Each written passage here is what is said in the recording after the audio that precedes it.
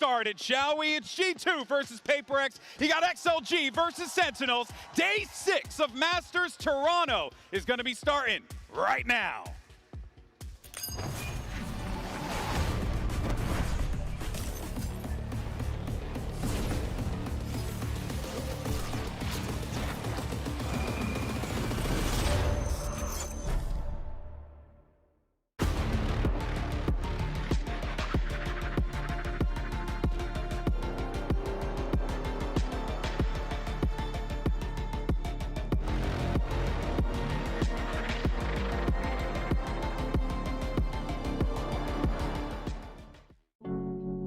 We started from PC Club. We have tournament in PC Club and it was like no one knows us. And then we win Ascension. 恭喜 XLG 大比分3比1取得2024无畏决森联赛晋升赛的总冠军。 And then after Ascension, we start in kickoff, but we lose to EDG. After this, we practice a lot. We told ourselves we need to go Masters round. And we now are here. I'm very hyped. We made playoffs. Signed, sealed, delivered. Sin City are back. A lot more progression than from Bangkok, so we're on the right track. I think we showed some good resilience, and I think we made it entertaining at the same time. Being from this TCN first seed, we came here to prove ourselves, so we want to show we are ready. John will definitely have his hands full, but any team we play, he's going to do his homework and he's going to do his thing, and he's going to lead us to victory. No matter who you are, Sentinels is going to come out on top. We playing G2, they pick us. Last time when we chose G2, it didn't go our way. G2, they say to PaperX, you asked for this, you picked us. This time they chose us. We're looking to get our revenge. We were in the opposite shoes before, where PaperX picked us last year in Shanghai. Actually gave me a lot of motivation to beat them. But no matter how motivated or focused you may feel, just know we're gonna be more than you, and we're gonna come out on top. Jogemo, he stole the trophy from us. This could be it. Another chance for Jing. It's all over. EG are your VALORANT World Champions. Every time I see the LA bundle finisher, it still haunts me to this day. For Jogemo, I know you've been hitting insane shots lately, but this time we're gonna shoot even harder. It's our standard at G2. We're built for lifting trophies. And for G2, back-to-back trophies. Right now, it may not seem like it because we don't have the international one, but eventually it's gonna come, and I think it's gonna be this team.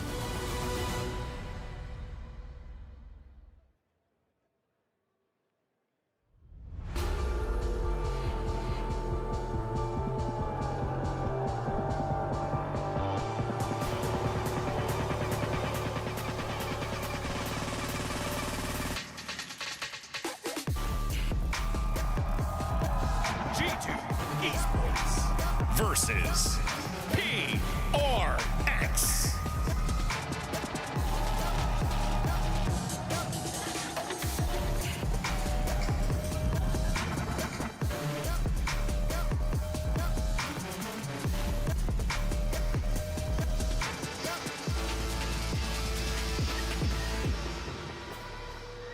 And here we go. It's time to kick off the playoffs here in Toronto. And we're starting it with G2 Esports versus PaperX, a rematch from Masters Shanghai. Two of the teams that have been prolific in the sport of Valorant ever since its inception. And here we are today about to see these two titans clash against one another, Mimi. Last time these players were in front of a North American crowd at a global event, it was Dojimo stealing PaperX's trophy away from them. They thought it was going to be the last match for Jing. They came back, they had their lows, but now at another global for their revenge. And then we look at this Omen map select, we're going to see that Split is going to be our first map, picking up by PaperX. I'm surprised because we saw in the playoffs in Americas, G2 actually picking this map a lot, so I hope that they have a good read. Of course, we expect to see a G2 without that Deco, but as you were saying, Mimi, that double controller that has fitted most of the teams is going to be fitted also on the side of G2. As I said, 6 out of the 7 maps already shown by PaperX in this competition. So I'm very excited to see how that starts off. Yeah, both of these first two maps for PaperX are going to be their Yoru Raze double duelist compositions. I expect G2 to want to play a really different style here. In the past, Valorant teams have been excellent in that control meta, playing very slow around the double smokes. For me, I fully expect them to go that way. The question is just, what is Jaw playing? Does he go back to the Raze or the Neon as he played in the past? Or do they still want to play the Yoru? Because, well, you know, Teo is pretty much gone. Yoru is still probably one of, if not the most busted agent in the game. You cannot be scared when you play against PaperX. You need to face off against that aggression. And I think that having the Yoru and having Jogamo, he knows exactly how to do it. We were seeing it in the video. He stole that trophy for them. And I think that today he might know exactly how to play against them. And also, do not let them get into your head. We also saw PaperX taking a little bit more time in that huddle, just having a last final words, because they know how important it is.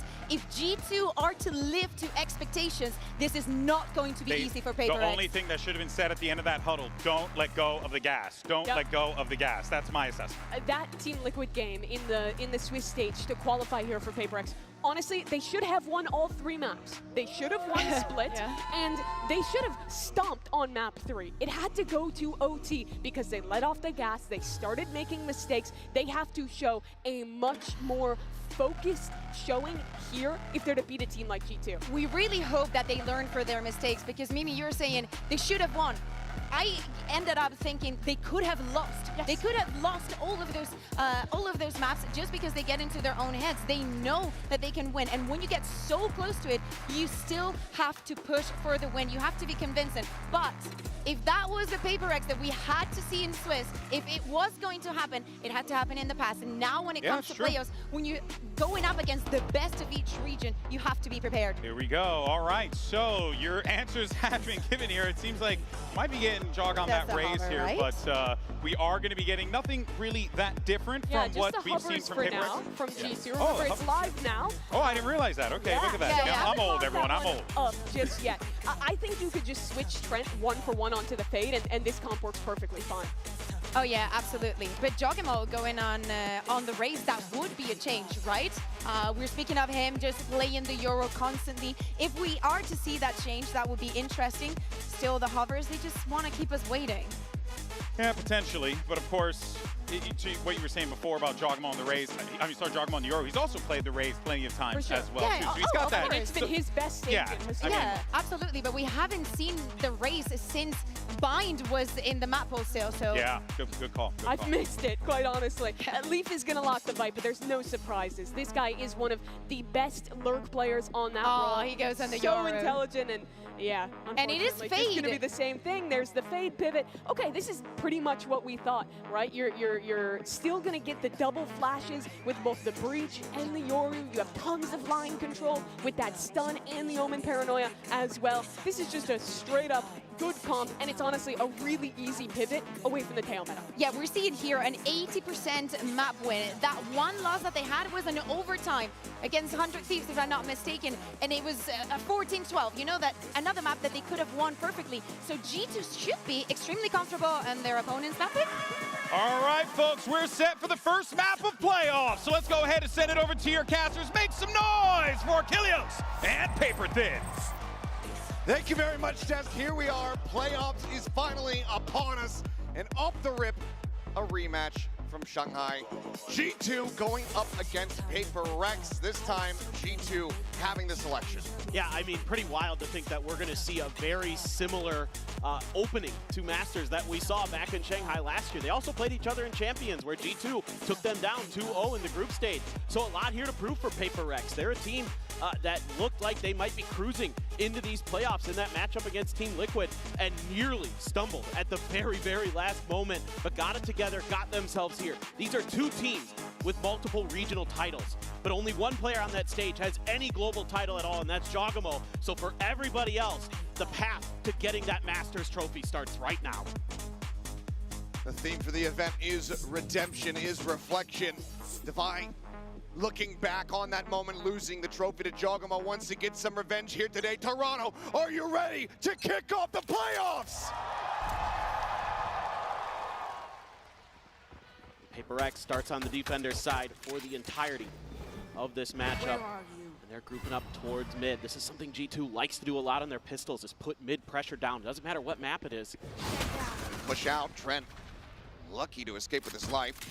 Could be a tiny little tick of damage taken there. Time to jump. In the meantime, a sight. Doors open. G2 making themselves feel comfortable. Yeah, gave away so much information there with just Trent's little peek. But now, Paper X, I like this, trying to come from the top of heaven and flood in. No flanks to come through here for Paper X. HL's not going to be able to find too much damage. Just going to barrel their way down through elbow. Something in behind one is going to be taken out from Battling. Jogamo responding in kind. Patman feeling one back to buy. Flushed out. Now it's all down to Patman. Top of the spike, the swing. And Trent is good for the headshot. G2 playing the opening pistol. Yeah, I mean, just everybody trying to flood through that elbow, but that toxic screen has a great placement there to kind of keep the positions hidden just a little bit extra longer for G2. It can really line up and do some damage there. Great work around the corner. Jogamo holding the line behind the screen. And then they've got two players still over at main to lock that down. And that's going to be something Paper X struggled with a bit. You know, just thinking back to their match against Liquid here today, the retakes were a little bit off sometimes. You know, a team that likes to flood, a team that likes to go in that death ball, and good teams will cut that apart. All right, now G2's avoiding it. Seeing pretty much everybody aside from Devi situated outside of A. This has been a lot of the eco rounds for Paper X on this map. Want to just grab the orb for sure. Even if they do get the overwhelm and push forward to find Leaf, would just be a ghost recovered. Would be the most impactful of weaponry, which has now been taken away from them as the Sheriff's going to be left on the floor. As Devi does get picked off. That's a nice find. Let's see what Paper X wants to do.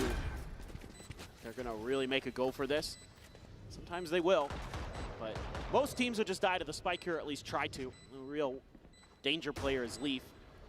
See if Paper X is going to be ready for that. A tremendous lurker. Never know when he's going to show up. A little bit of delay with the util. Yeah, just further cycling them back. Leaf, we'll see if he's going to be able to find another. Let's see if he's going to catch the timing. So Forsaken does get taken down. He himself can go ahead and upgrade this Sheriff now. Trying to play for a couple more ult charges as he swoops around the back here of Alley. Peek coming in. Patman does manage to find it. Picks up back kill. Pushes to the corner, finds Jinx done up. Patman gets another nice shot. 4 overall clean kills here for the fate of Paper X, but G2 otherwise will give themselves fairly clean anti-eco as they start 2-0. Yeah, pretty stock standard stuff for G2 so far. Just finding the openings, and if they see any space on the map, they're going to immediately take it. They're a hungry team. Omen killed. Patman doing his best there on the back line. Overall, G2 able to keep a couple of those Guardians and Bulldogs in, a little bit of a buy-up as well, but see what Valen wants to do, if he's going to go for anything. Stinger, I was going to say, I should know better. Leave the Dream Seer to me.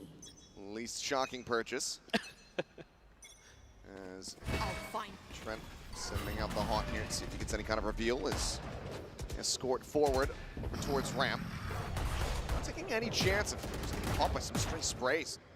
Not even just TPing back across and through main. Seems like after this minor exploration, G2 going to look to change it up a bit.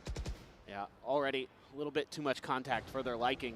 And that's a team that is, this is a team that is very diligent about those kind of things. They are so smart about identifying who is where and understanding, you know, what kind of opponent, you know, setup they're going to be dealing with, and then looking to find the weaker side. And they seemingly have done so again, but Paper X starting to get a little bit wise to this. Well, eating the bullet there. Forsaken otherwise not able to find too much damage. Does get a glimpse, but able to bounce out into garage and Leaf. Okay, does end up getting taken down. Jogamo finding the spot here on Devi, who's going to be overwhelmed. Talon arrives from above. Forsaken with one more kill. Now traded out, but Patman still putting up the heroics, looking to do some more. Stem the bleeding as much as humanly possible. Shock right of the rope. Push over the top. Balance does end up falling to the wayside. I think across, but overwhelmed here is Jonah P. Paper X will get themselves a win here in the anti-bonus, but they lose out on 3 players. Yeah, I mean, I think a little bit of lack of mid-control this time cost Paper X. Not able to figure out how big the push is going to be from G2. I mean, Forsaken, okay, able to win that battle. Gets a second, but Divide gets trapped in a really awkward position where he just doesn't have any outs. They've got the crossfire from up on the Raptors and through the box. And then the rest of the team is able to show up just in time. Forsaken gonna be on his feet a lot if Paper X is doing well. He's been their hype man this event for sure. Absolutely. Looking to get him a bit entrenched here in Garage. One way now on the setup. That should give it away. Oh, he's gonna push up into this, get up on top of the box, and Valen, I'm not sure if he's gonna read this. Normal Jonah P is Forsaken! Hits the transfer on the 2. Jogamo there eats a bit of damage, but is able to go ahead, spare them any further catastrophe. When Forsaken's done that before, it's been a hold around the corner or in the cubby that Jogamo's looking at. This is the first time we've seen him use that smoke to jump up on top of the box. That is a great changeup from Paper Rex, and it costs G2 dearly. Player advantage for now going to be there in the hands of PRX. Divide playing closer at Mail to be spotted. Jinky in the line share damage, but on the re-swing, finds Leap, and now it's all down to Jogamo. Divide, Johnny on the spot, hounds him down, and that is Paper X tying things up 2-2. Now, one of the ways you can disrupt G2 is if you can find the timings when they're thinking about doing their executes, when they're thinking about trying to use some of that util. Forsaken there. Works his magic. That is absolutely brilliant stuff from him. Divide there, full flash, no problem. Knew right where Jogamo was. And that's a really solid round for Paper Rex. This is one to be scared of if you are Paper Rex. It's just about full stingers in the hands of G2. It's just as fearsome as when they have rifles almost. Something with the Outlaw. Quickly forced off the angle, forced back over in towards the spawn. And Valen is just TPing forward, taking so much space here. He's already into heaven. And he's gonna catch them off guard. Runs out of bullets, drops the classic, still gets some damage in, and Patman cannot find more in ramp. This is exactly what I was just talking about. G2 immediately in with a 2-player advantage. Incredible on Ecos. Dimensional drift going forward. Forsaken nearly caught on time as the Prowler caught on the wall. There's Leaf's position.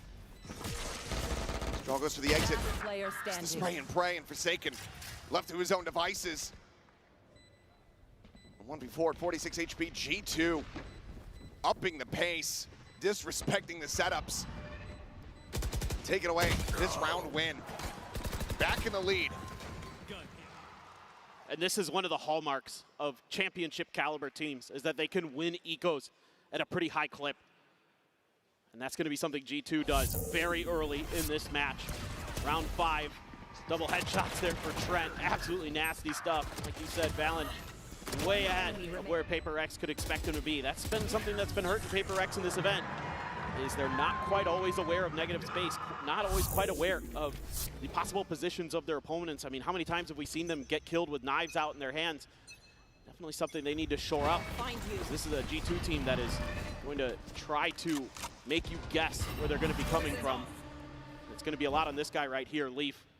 He is fearsome, but there's a 3-man stack here for Paper Rex. Really want to try to get him out of here. Ducks back, drops down. Paranoia going to be sent, but only eats a tiny tick of damage there to the back of the leg. The trap play doesn't come to fruition. Patman now going to be slowly creeping his way through the spawn to try to set up a flank here, but this B site very much open for the taking for G2. Push on the corner though, Forsaken. Reading the plant spot. Finds a headshot on the Trent, delays a little bit further. Gives you the man advantage too. Spike planted. 1-1, drop, checked, but there's the timing. Jogamo swinging when it's the worst possible moment there for something.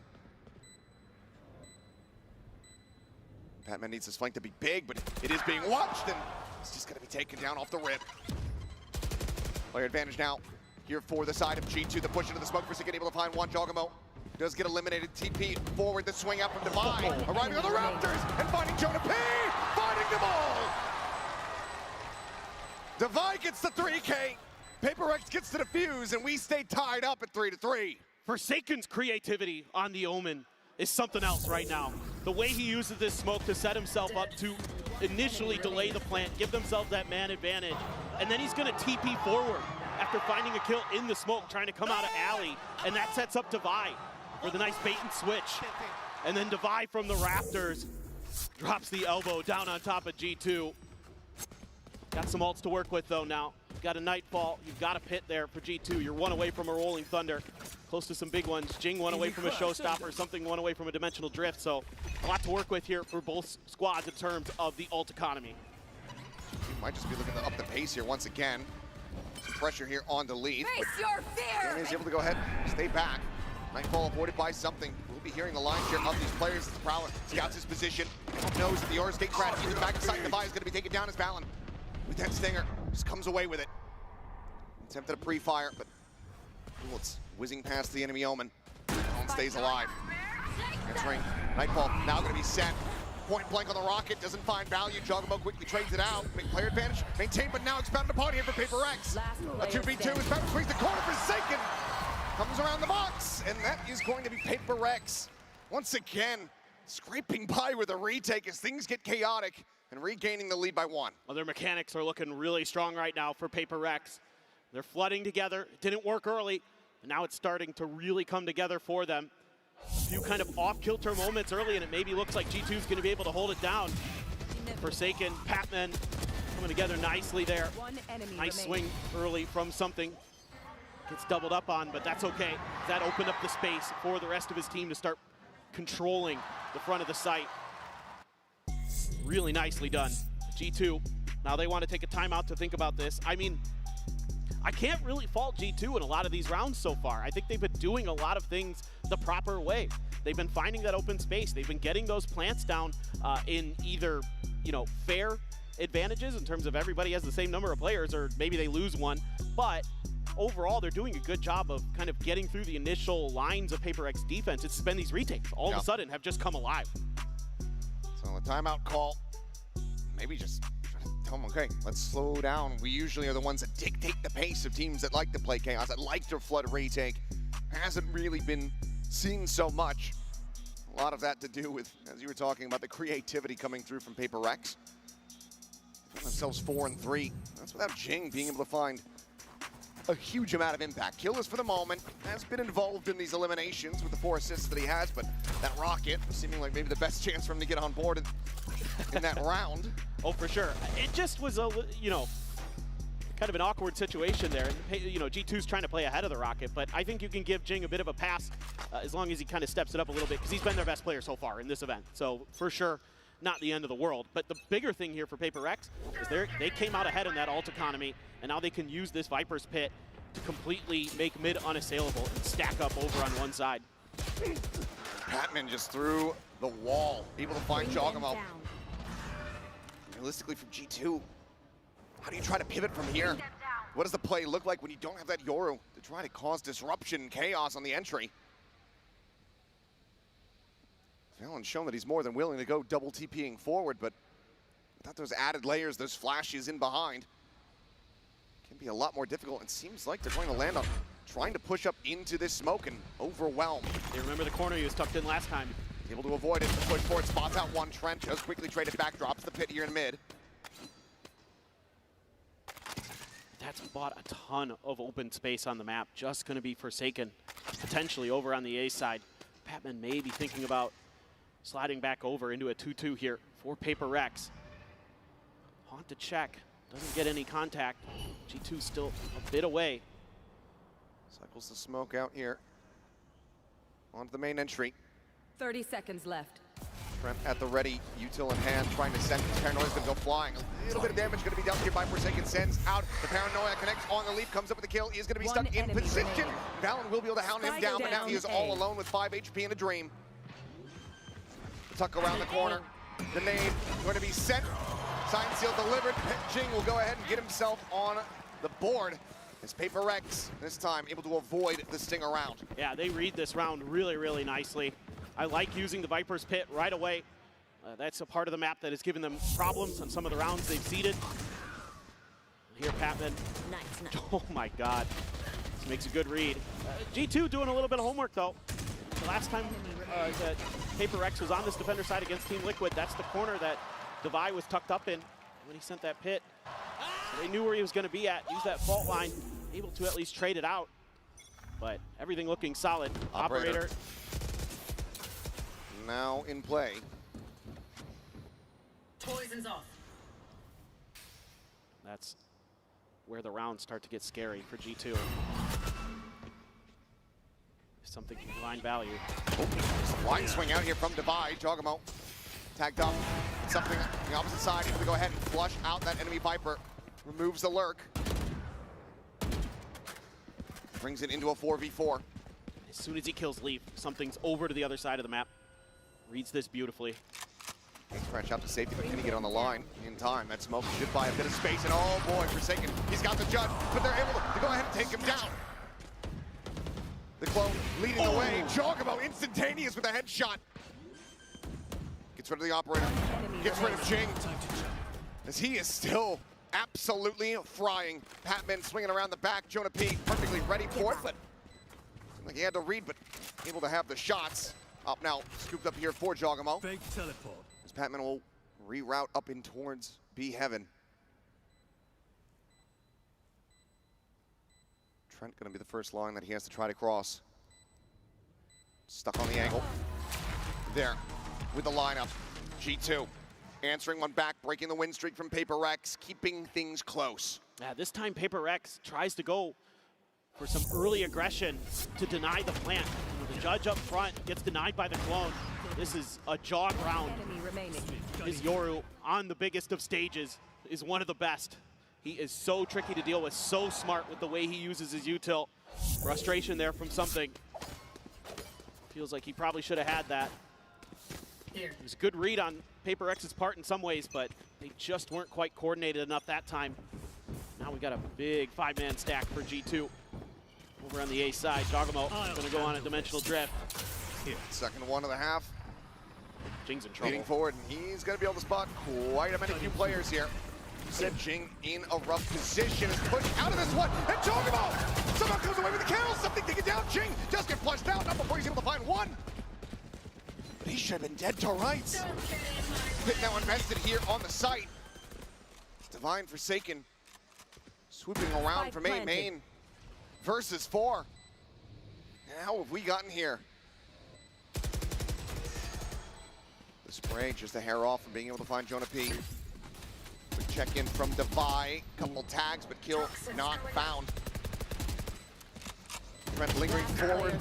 Forsaken trying to get creative with it up and over the top of the screen, but eventually does get found. Jogamo's got the shorty at the ready. And looks like Devi's gonna want to try to exit, but he will not be allowed to. G2 take everything from them, and they tie us up at 5-5. Yeah, I mean, again, such great stuff there. Off the dimensional drift, getting so much information. And then getting the kill on the exit. Yeah, just absolutely brilliant stuff. I mean, Jog there with the shorty too. He's doing everything in this round for G2. You give Valen that much information, and he is going to rip you apart. You have the pit for the post plant. Tremendous. Yo, oh boy. Still having some fun. Certainly are. Where are you? In a spot where this could end up being a 6-6 half. Launch over the top, Valen. The rest of the team immediately taking a ton of space here at ramp, firmly in their control. 4 players. Position though for the side of Paper Rex. With Devi joining. Things are about to get potentially a bit weird. As okay, Forsaken able to find one with the Sheriff. Something comes away with a kill as well. Down A. We find ourselves in a 3v3. As the Nightfall moves up, but this is damn near everyone. Devi a hair off, being able to have the angle. Something spots everyone on the exit. Doesn't have the time to double back to go for a weapon, just trying to intercept.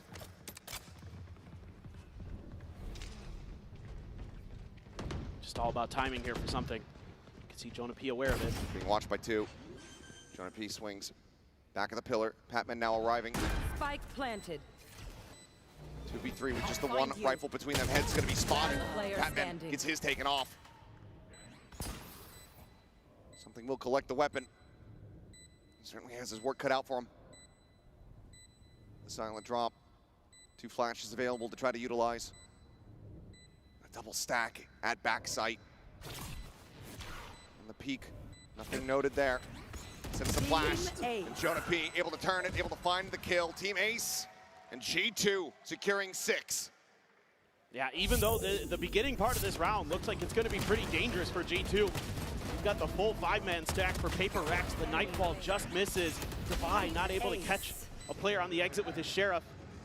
G2 looking really good. I love the way that Jonah P is just firmly in control of the flanks. He is perpetually watching what is going on the backside for G2, especially if Leaf's not in position on those lurks.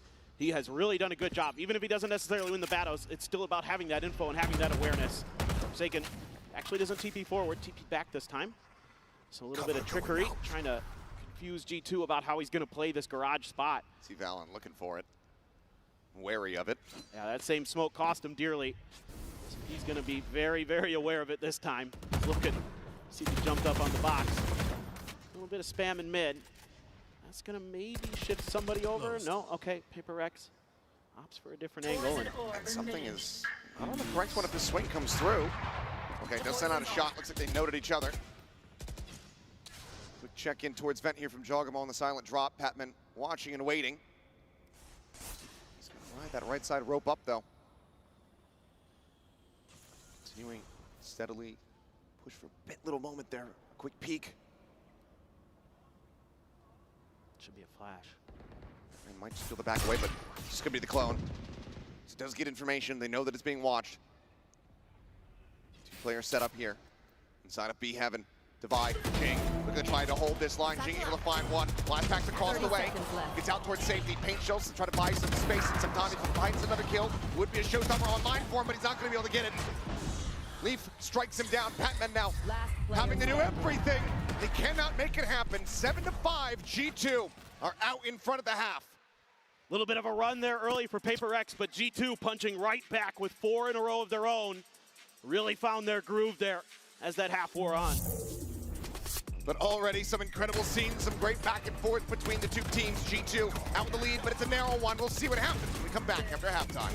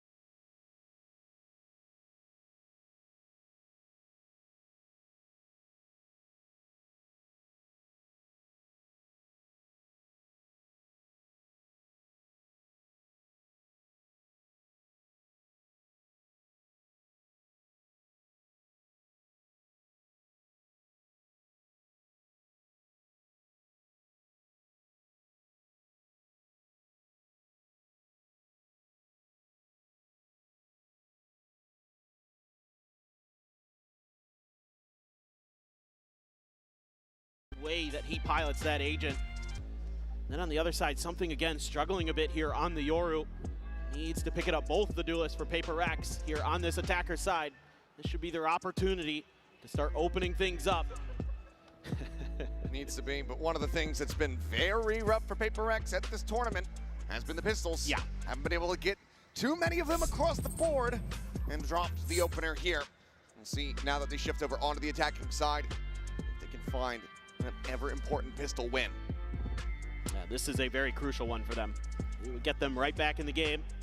Be a nice start to a side of the map that you feel like they should be pretty strong on, but G2's defense always something to be feared. So good at making the right decisions at the right time.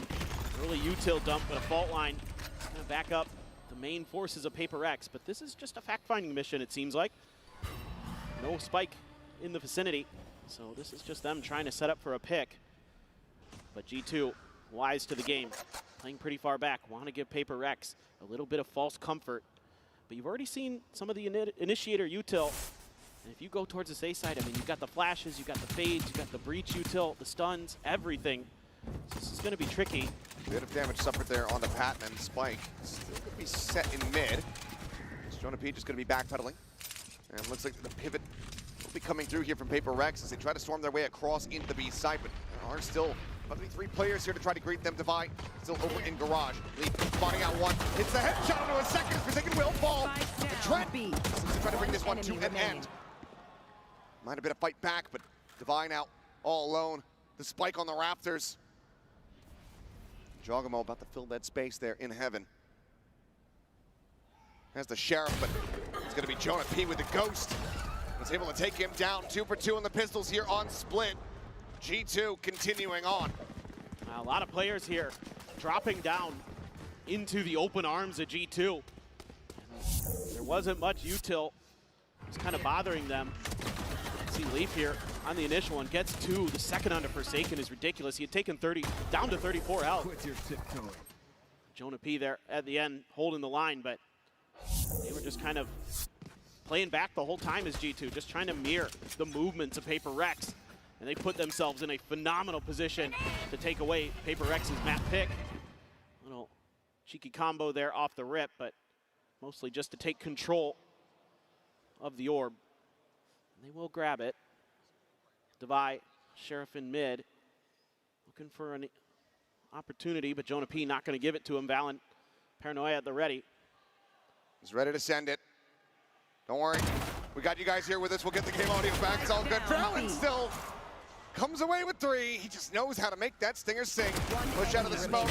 Second has him dead to rights as Devi able to try to make this a little bit more costly. Tag to 77. Jiggle Peak not going to be spotting much, but here's the Prowler coming his way. You've still got Leaf around the corner with a Judge. Sees not to connect. By considering the flank here for a moment, Strogamo just gets closer and closer to striking. Just the tremendous patience being shown here by G2. They can wait all day. Spikes down, they know it. 30 more seconds. Noise now made. 30 seconds left. Off the audio cue. Starts closing the gap, getting ever closer here, but it's likely going to be Leaf able to take this one down, and he shall. Some damage dealt, 2 players dead, but G2 close out the anti-eco. Now up 9-5. All right, this is a very big round for Paper Rex. Do or die, it feels like at this point in the map. Oh, that last little transfer from Valen. Absolutely filthy. Does a ton of damage there. And they just don't ever really clear out the back of sight. Alex is not thrilled with what he sees, but... I assume, I mean, not seeing a timeout quite just yet. First half was close. Probably wants to see how this bonus goes. I mean, I think bonus, rather. You're fine with 5 on defense for Paper Rex. I think that's why he didn't pull the timeout. Charges. If this one doesn't go their way, 100%, there should be a timeout. But once again, a mid-stack, a little bit of a pullback for G2. They're giving up some of this A main space, opting to try to maybe corral Paper Rex at Heaven. One of the problems for Paper Rex is they didn't control A Heaven at all, and it seems like they're not going to again. They're just going to flood the site. Now, decent spot of control here for Paper Rex. 5v5 retake, getting ready to kick off. This little peek in towards ramp here. Very much stacked. 3 players from Paper Rex sitting out through main.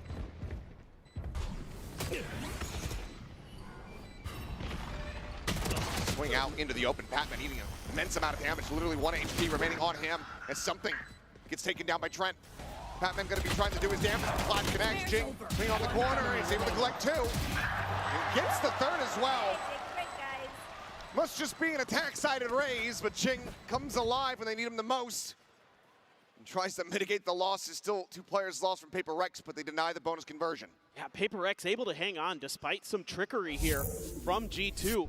They make it look like they're going to push down ramp. They send a lot of their forces that way, and then double back up towards A Heaven and come from screens in Heaven, and it does actually probably give them a few extra kills there. Paper X not quite ready, but ready enough is Jing on the back of sight. Phenomenal there with the Phantom. Bulldog though for Patman. That's cannon for Devi. Oh boy, yeah. Just a Phantom. The judge for leave. A little bit scary, but I'm gonna try to rely on Jing. Just win some individual duels. A lot more players stacked up this time for G2 to try to deny access. Jonah P with that breach util can be really annoying. Could send some flashes on the jog. Devi under some pressure, backing away to avoid it as swinging in. Full flash from the clone. Jonah P just holding down M1, spamming through the smoke and screens, trying to see what he can find. And something's going to be taken down. Jogamo finds him right there, point blank, up close and personal. Similar to Devi, will can take it down. Patman trades it back on a 1. Comes to the corner, the swing out. Jing able to find the first, but Leaf now striking with the judge. Face your fear! It's just Patman and Forsaken all alone now. Just Patman with everything to do. Around the corner, finds the first. The Hawk going to be sent. Re-swings, clears out Leaf. Prowler at the ready. Trent in front, and Patman is him! His first global stage in his rookie season, and he pulls off a Red Bull clutch to close the gap down to 2 rounds separating. What a find for Paper X Patman has been. He is so impactful. A lot of times it's with his util, but now he clutches it out on the fade.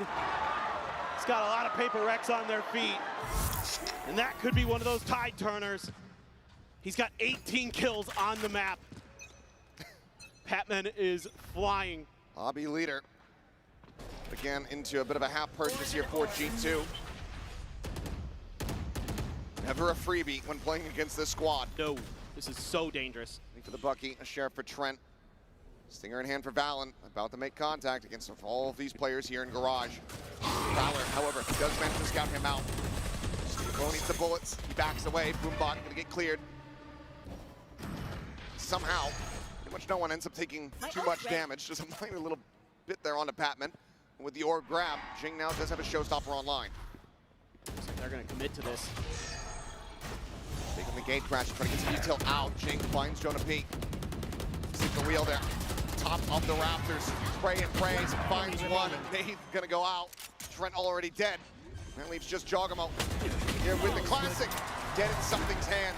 Flawless round, Paper Rex, bring it within touching distance, just 1 round separating the 2. This is monstrous for Paper Rex. They're able to fight through a G2 that is pretty well prepared for this hit to come. And you don't use the showstopper either. You're able to get through this round extremely clean. Jing now starting to heat up on those entries. Need those first kills to go his way. A little bit of whiffiness here and there, but I believe, yeah, absolutely. And then on the other side, the yin and yang of Paper X. A whiffiness here and there, but I believe, yeah, absolutely. Screens and is able to find Trent. Stopper not finding too much of anything there as Jonah P will get flushed out. Spike down A. 3v2. The advantage and the sight opened up here for Paper Rex, with still a late linger from Devi. Slowly creeping his way up mid in towards Vents. Jogamo with just an operator. Needs Leaf to try to do a bit of the heavy lifting here to get them into the site. Leaf himself at risk if Devi just simply turns around. And there's the pre-fire. Toxin screen down. Wall to fall, Devi seemingly narrowing down the options. So where his counterpart Viper could be. Looking for maybe just the full retreat. Did he spot him? Yes, he has. Cleanup comes through. 3 players surviving. We are tied up 9-9. Yeah, this is a nice dimensional drift from something. Obviously getting a lot of info, but the way that he tucks himself in at screens catches Trent completely off guard there. Jonah P takes a really nice angle there because he knew the player behind him got revealed by the haunt. He wasn't going to be expected to be that far forward in that corner. Gets a kill because of it, but after that, Paper Rex now starting to rock and roll. And it's going to be the second time out here for G2 Esports. Paper Rex still going to have both of theirs. So this is going to be interesting. That was the buy round. That was the op being picked up for Jog, taken out of his hands. It's going to be another eco coming up. Behind that eco, a hell of a lot of ultimates. Rolling Thunder, Pit, Nightfall from the shadows.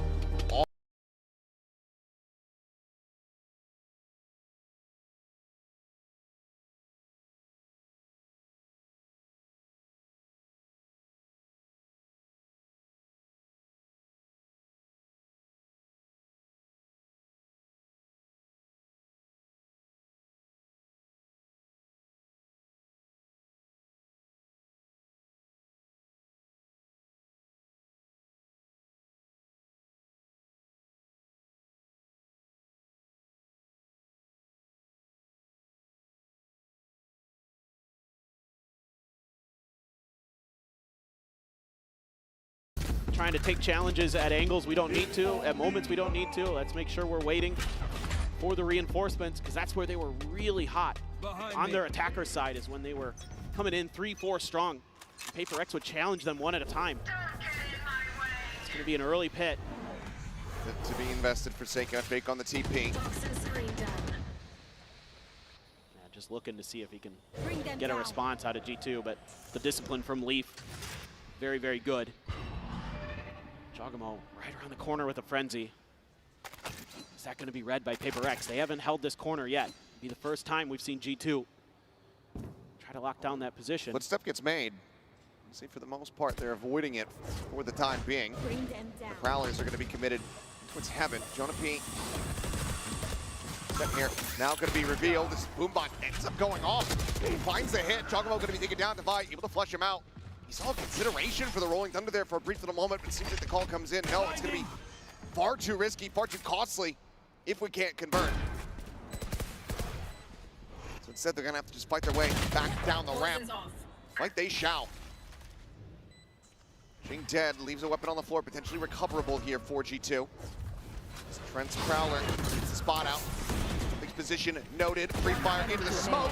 Actually a snap need to adjust. We'll find the remaining players as Patman holds down the ramp. Paper X not allowing these half buys to find purchase, to find value. They regain the lead by 1. It's another rifle round with just the pit expended in the previous round. Yeah, now you're gonna have the operator again for Jogamo. Paper X didn't even run into his side of the map. Lined up. That's huge for Patman. Gets the Nightfall off the back of that too. So that's a really nice pickup there for Paper Rex to buy one away from his ult, so he can get the plant down potentially and get that pit right off the rip. Jog, he's gonna try to snipe there on the ramp, but Toxic Screen was up. Just has to TP out. Meanwhile, Paper Rex actually spreading the map a bit. Not getting too crazy here, just doing a little bit of fact finding with some of the fade util. Just kind of trying to decide how exactly they want to navigate this now. Probably really thinking about those other ults that are going up against them with that Rolling Thunder, with that Nightfall. Face your fear! Nightfall could just come out, might just see a Rolling Thunder very quickly here in response, and that's exactly what is going to happen. The Paper X anticipate this, they hug back. This Prowler on the chase, quickly cleared out. For the moment, G2 not fully convinced about this push. Valen blinded up here at backside, sees the TP, but Ching swings the corner and takes him down, keeps Forsaken protected. Divide didn't have the player advantage here for Paper Rex. Jogamo again, the operator. How do you get yourself back into this? And do you commit a Nightfall to try to identify these players' positions? Goes into the peak with a flick. It's just a hair off. Reposition comes through and something in behind them! Double pumps the shorty, survives with 6 HP! Paper Rex get up to 11. Great awareness here from Paper Rex. Realizing that Valen had TP'd behind the box. He wasn't still behind pillars. And Forsaken getting aggressive there on the Omen. Opening up some space in this reposition from something swap over to his trademark shorty. gets a 3K, and that is huge for Paper Rex.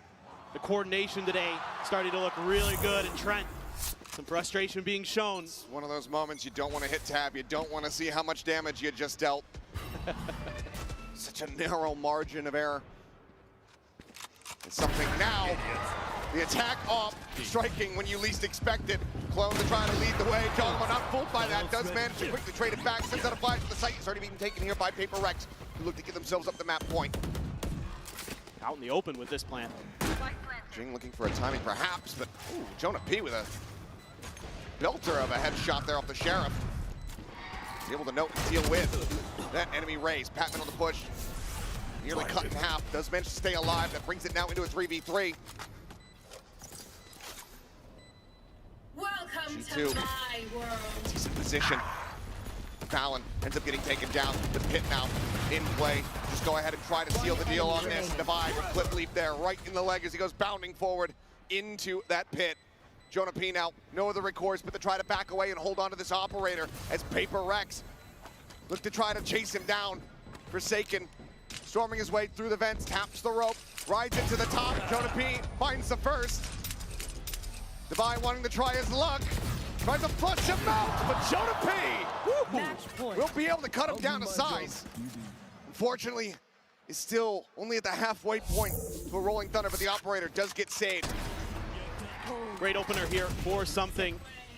Patman using that seize into just an aggressive push. You never expect that. The wild play that you see sometimes from Paper Rex, incredible. And it's 7 in a row on this attacker side. One more to close it out here to take their map pick, to take the opening map of the playoffs here at Masters Toronto. Immediately the rush forward here. Nothing spotted in towards A Heaven with the dimensional drift. Able to take a note here of Leaf's positioning. Something quickly exiting, quickly teleporting back out with the gate crash. Jogmo holding close. Gets pushed away from the angles, the paint shells fly. But Divide, I think he knows that Jogmo's back there. Might have heard the TP. They're bringing the rest of the forces over there. Too much resistance at B. He's got a decent lurk, and then G2 should be aware that they didn't spot him out. I don't think they're going to be ready for him on site, though.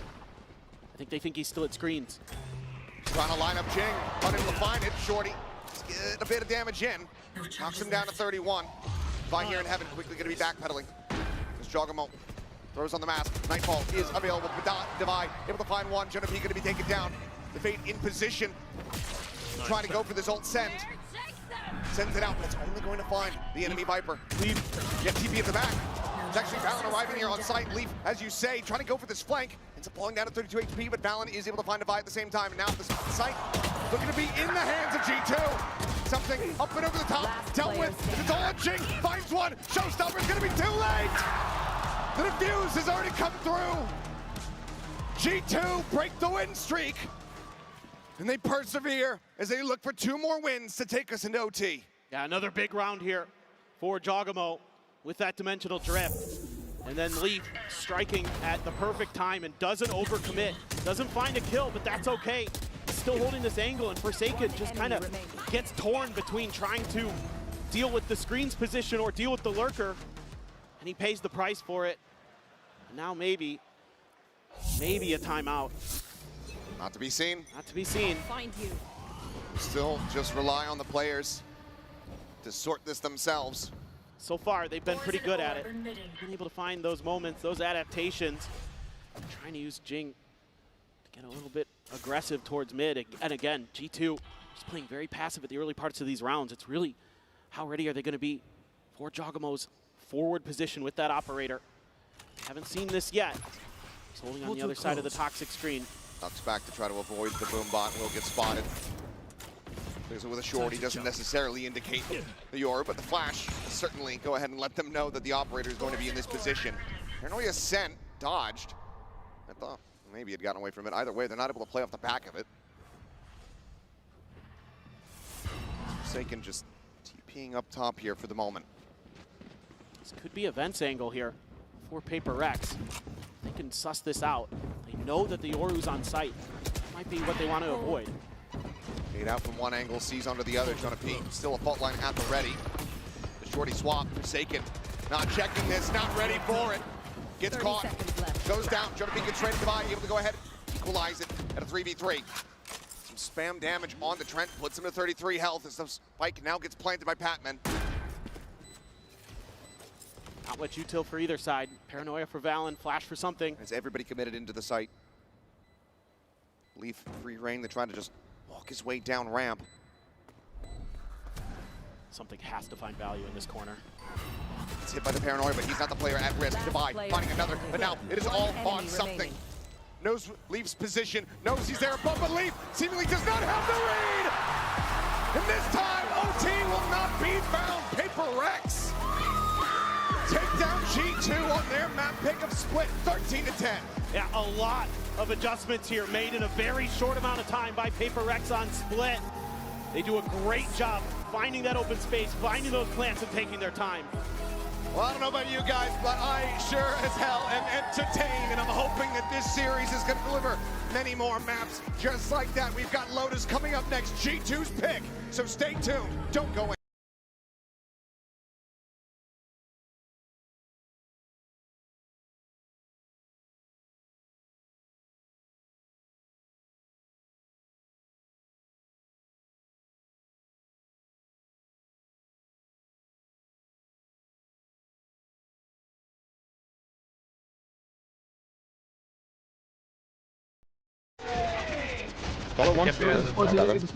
All of them blind every single one. Back. They might be, can we stop it? Can we stop it? No, it's bad, it's bad. Can we push up? Cap left side. There's a cap here. Cap on me. I'm shooting him. Shoot him. Stop going left.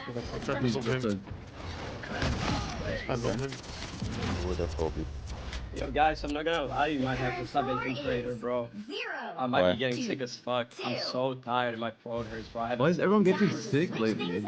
Oh my god. So tired. That's why I'm not saying anything, bro, cause like... Those who oppose me shall be left to drown in my wake. I mean, I can finish this, but 100% not gonna play the 20-0-0-1, bro. Everyone is getting sick lately. What the fuck is that? Yeah, I already knew it when I woke up, bro. Cause my throat was fucking cooked. My throat feels weird as well. Guys, Sipao, drink some alcohol, drink some rakia, ask your grandma for medicine. I don't fucking know.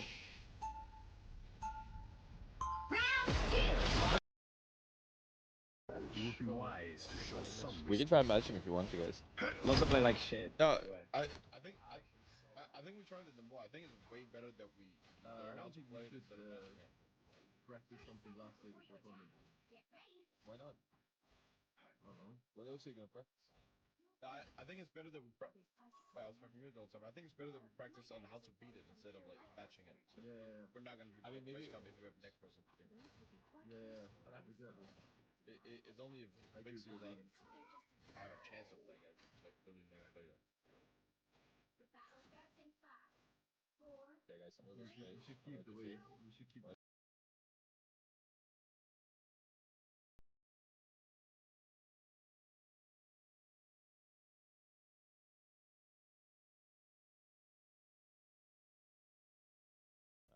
They're all playing on this high ground, on the opposite high ground. We're gonna go on their high ground.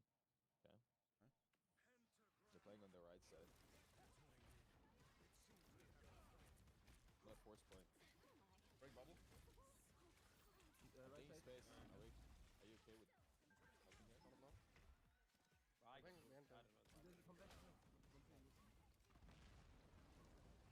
know. I'm dead, Max. Goodbye, guys. Goodbye, Purple.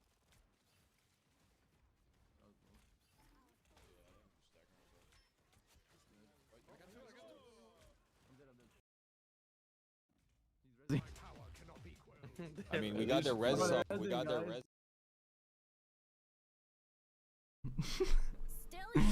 You got 2 kills, it didn't fucking matter, they just rest.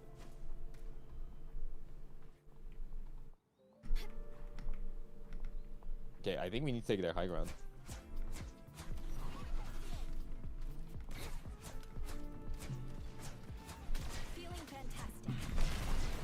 Almost doubled.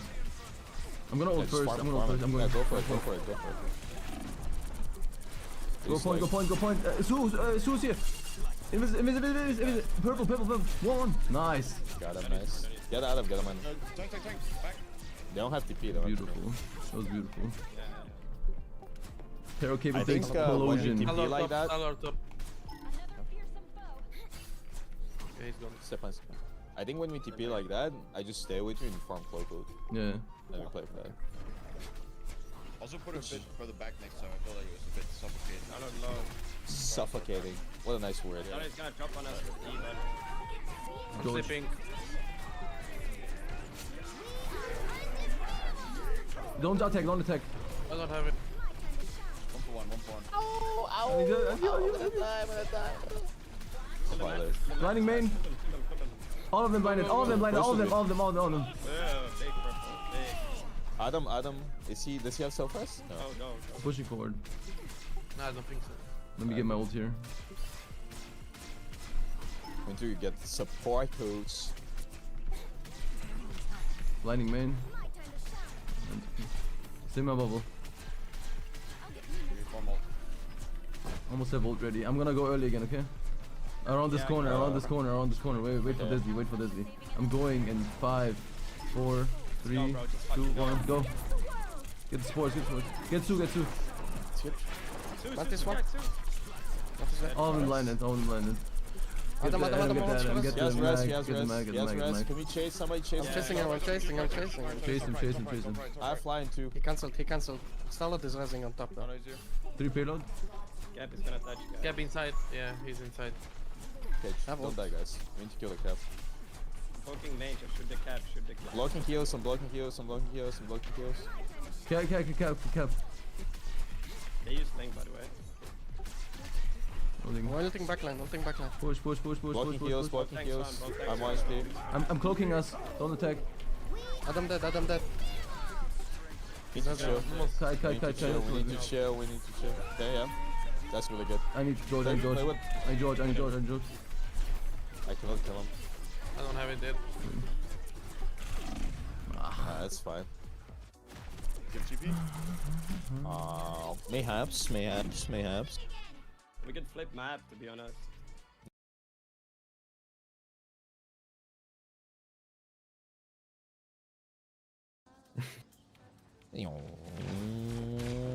Bro, I'm just gonna TP on the island and just eat him up. Yeah, fucking. Ready. I insta bubble you. Met this one. Ulting, just push him. He wants to res. I need help. Starlord dead. Where's Adam? He's here. Kite with me, Disney. Come. I kill. I got him. They're dead. I'm on Mantis. I'm with you, support. Kill Mag. Mantis dead. Starlord low. One Starlet. Starlord 1. Cap. Cap fast. I have ult ready. He can't. Do they have support ults? Big move. Push. Don't let him escape. Cloak there. Rogue down. Push. Keep pushing. Mag one. Beautiful. Good shit. Do they have support ults? What do you guys think? Yeah, probably. They used Adam that one fight. They used the fight before and then now they have it. Wait, so they have cloak and Mantis. Okay. Cool. I'm gonna try to match a bit later. They probably have mag ult as well, right? Yeah. Yep. Okay. Yeah, I have to be careful here. I'm gonna blind in 3, 2, 1 now. Get on high ground. All them blind. Kill. Come stay next to payload. Mantis can die. Mantis can die. Left side. Don't shoot. Captain. Blinded. Push. I'm on backline. Starlord. Salvianus. Shoot the mag, shoot the back line. Stay me. Here. We need the kite, bro. We need the kite back. It's battle. Stay with your cloak and dagger. I have AoE here. Got invis ult. Almost. Go forward. I'm blinding main. Left side, start level 1. Adam low, Adam low. I'm pushing it. I'm ulting. Play aggressive, play aggressive. Mag. Adam here, guys. Resting, all resting. Good job. Nice, guys. Nice, guys. Like, the only thing we struggle against is rest, I feel like. So we just need to, like, figure out how to beat it. So this is good practice. Kukuka, do you feel like Josh RT's given us some info there? Not much. I think that he has a great point, right? We do not expect him to be playing the Tejo, but they have a lot of record. Good point. In fact, before the composition that they're playing with the Tejo, before that, when they were running the Viper and the Killjoy, it was against PaperX that they played their last map before swapping around. I think that they have a good read. I want to see what they do against that double duelist. Again, if we see a different face of Jing on that attack, that could be a very, very big tell for the side of PaperX. But on the other hand, Split could have also been a very good pick for G2. Like, I think that overall, this veto favors them a lot. So, something that I do want to point out, though, is you could really see, though, as well, the momentum that PaperX do lean on, especially in that Split game, because that could have gone either way, Mimi. That's like the whole thing with PaperX. Ever since they made that mid-season change, brought Patman in, it has been all momentum for this train thus far, just coasting their way into the playoffs. Agent select up. I expect a very similar thing here from G2. Likely play the same comp, just sub in either that Sova, probably the Fade is what I would expect. I mean, there are changes because I expected Leaf to be going onto that Killjoy, but Trent is going to go on the Sova. And Jogimo locks in the Neon. We were waiting for this.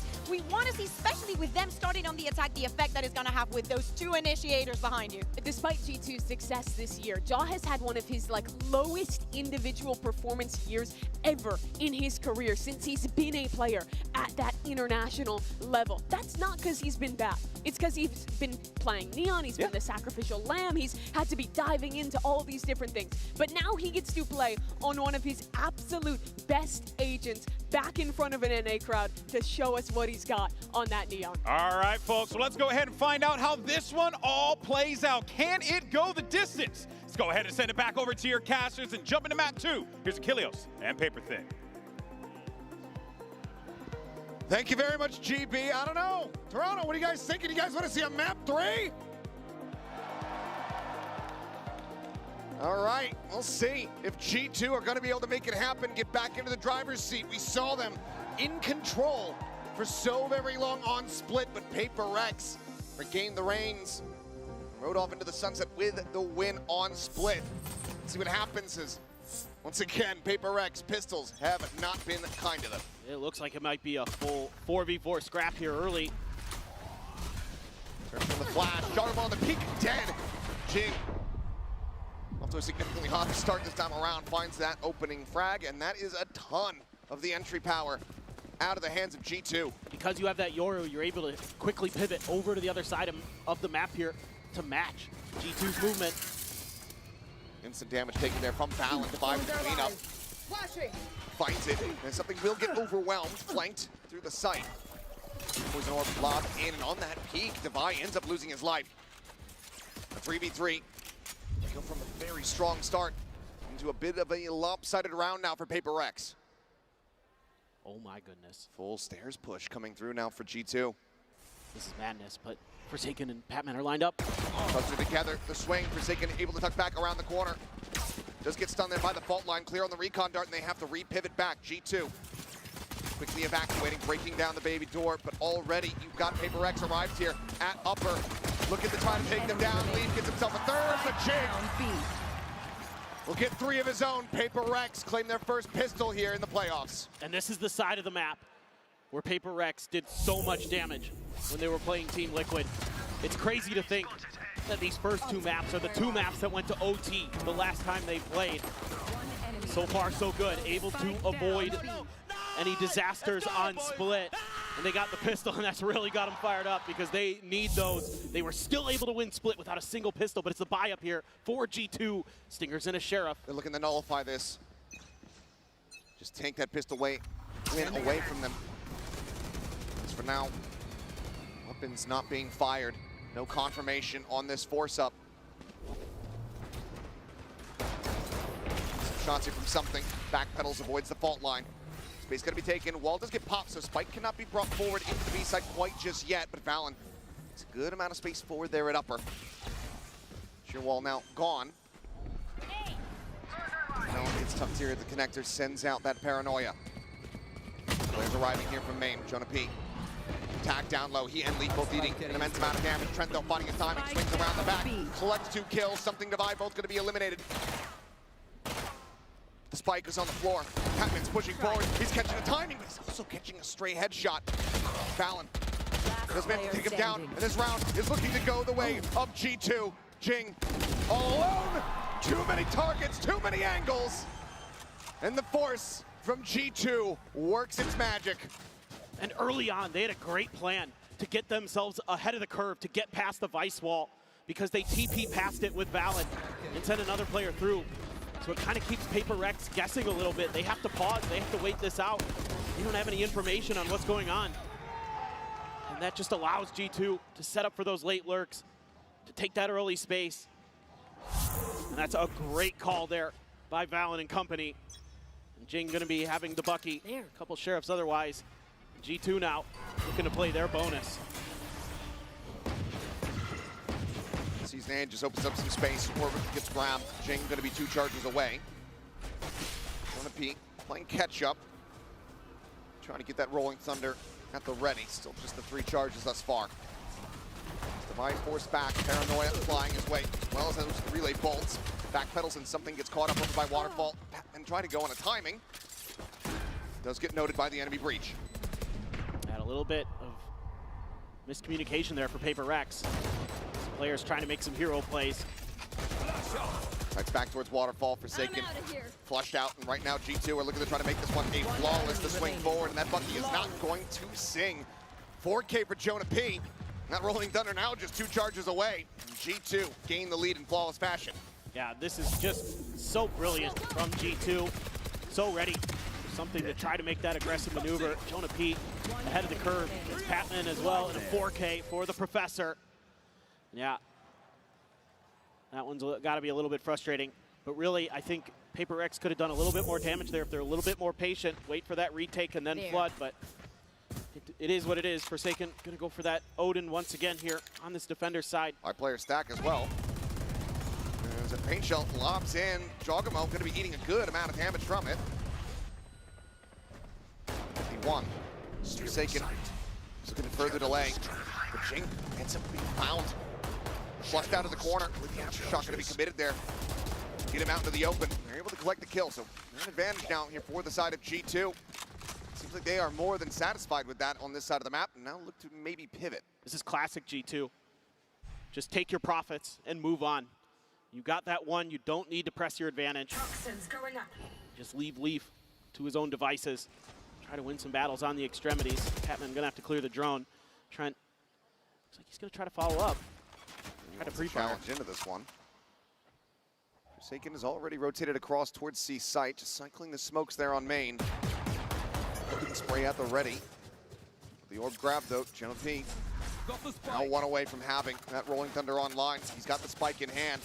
And that's gonna be a massive post-plant tool here for them. Read this. 30 seconds left. Absolutely need to. Fast lane, now gonna let them know. Finds the first something. No Rolling Thunder to be concerned about this round. Has to go out for a little bit of a wider swing, but Leaf eventually is able to find the target. Up and scooped up. The break of the door, time starting to dwindle here. Thorns get raised. Look at themselves into the site. Locked in here by the wall, but Patman does manage to find one as Valen gets taken down. Had to pull up the plan here for a brief moment. Now is able to stick it, but cannot draw his weapon back out fast enough. Paper Rex with 3 surviving. We'll tie it up at 2-2. Yeah, I love this little change-up of positioning from something.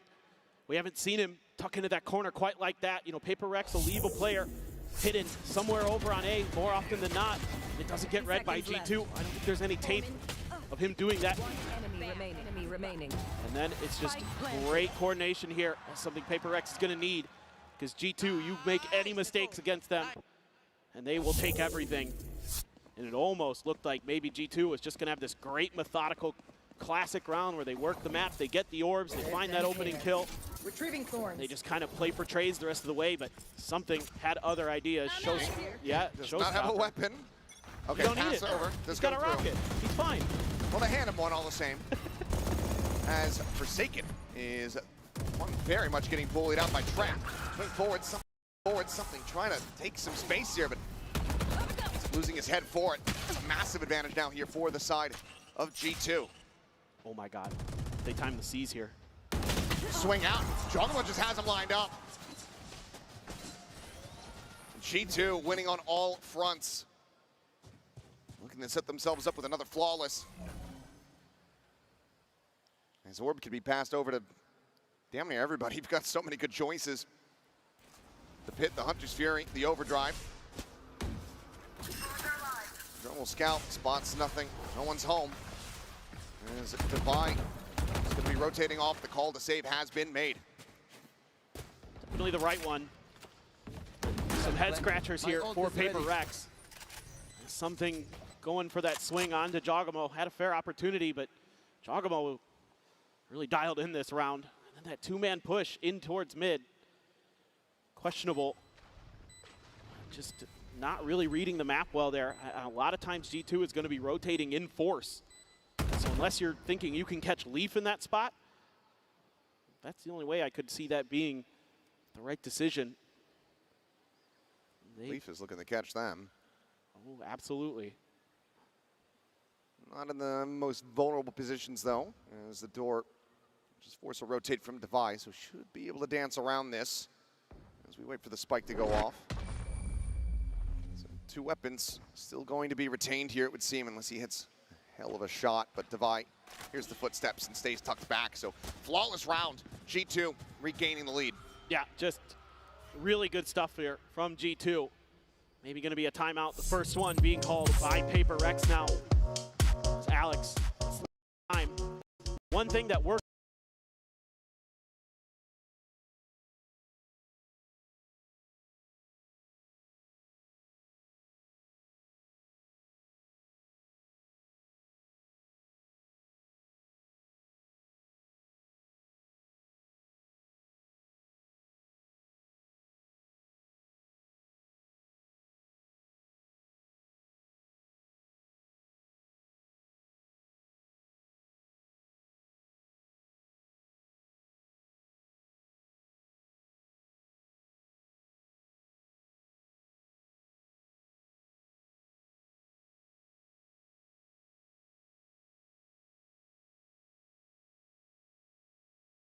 Some of that breach utility earlier caused him to go down early. Something just taking some of these individual fights. You know, sure, you want him to have that confidence, you want him to have that ability, but a little bit more backup behind it for Paper Rex. So at least they can trade. That's what you'd be looking for. Guardian going to be bought here for something. Everybody else still has enough to get rifles. Obviously, the Odin carried over, a bunch of ults on both sides. So a lot to consider here for both teams. Ready. What does the call end up looking like? Able to find a Guardian here for something. Standing ahead. Pretty low on funds. Recon over the top. Not gonna spot anything out. Paper X faked the Seek pinch. They sent out the Paranoia and some of that Fade util just to see what the response would be.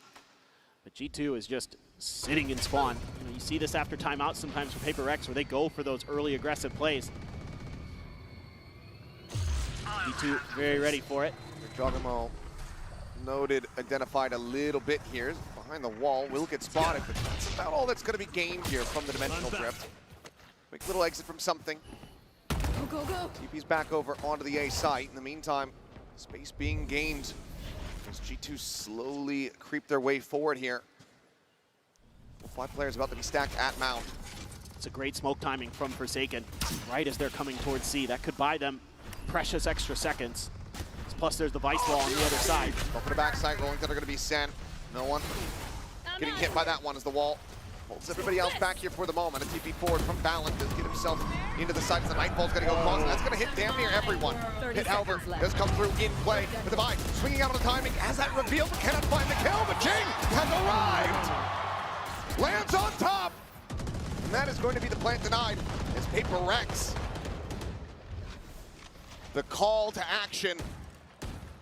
Looking fantastic from the timeout. 10 seconds left. Trent will try to see if he can stop this from being a flawless. This round is very quickly wrestled from G2's grasp. This is a great change up here. Very nice timeout by Alex for Paper Rex. And that is all about their decision making there with their utility and with their timings. That smoke, again, just buys them a little bit extra time. You know, Devi's already sliding in. This allows you to set up as soon as that pit goes through to just storm into the site. And the rocket found Leaf for Jing. He finds 3 kills there on that retake flood. And that is very, very nicely done. A great nightfall as well. Great timing there from Patman. Catches almost everybody on G2.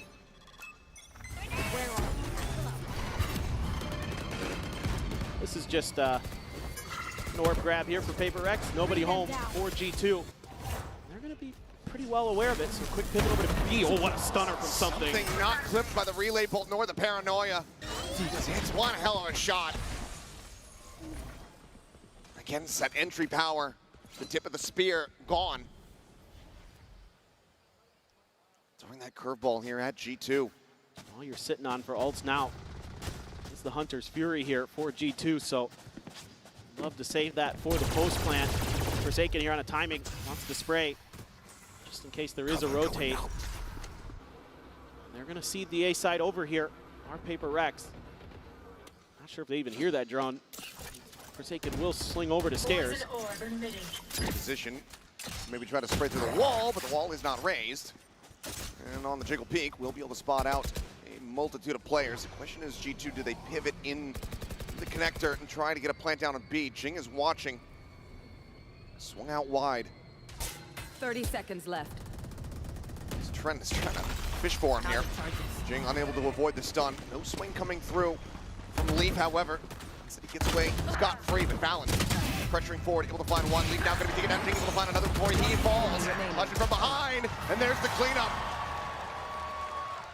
The loss of Jogamo in the early stages of the round leaves G2 reeling. They fight back.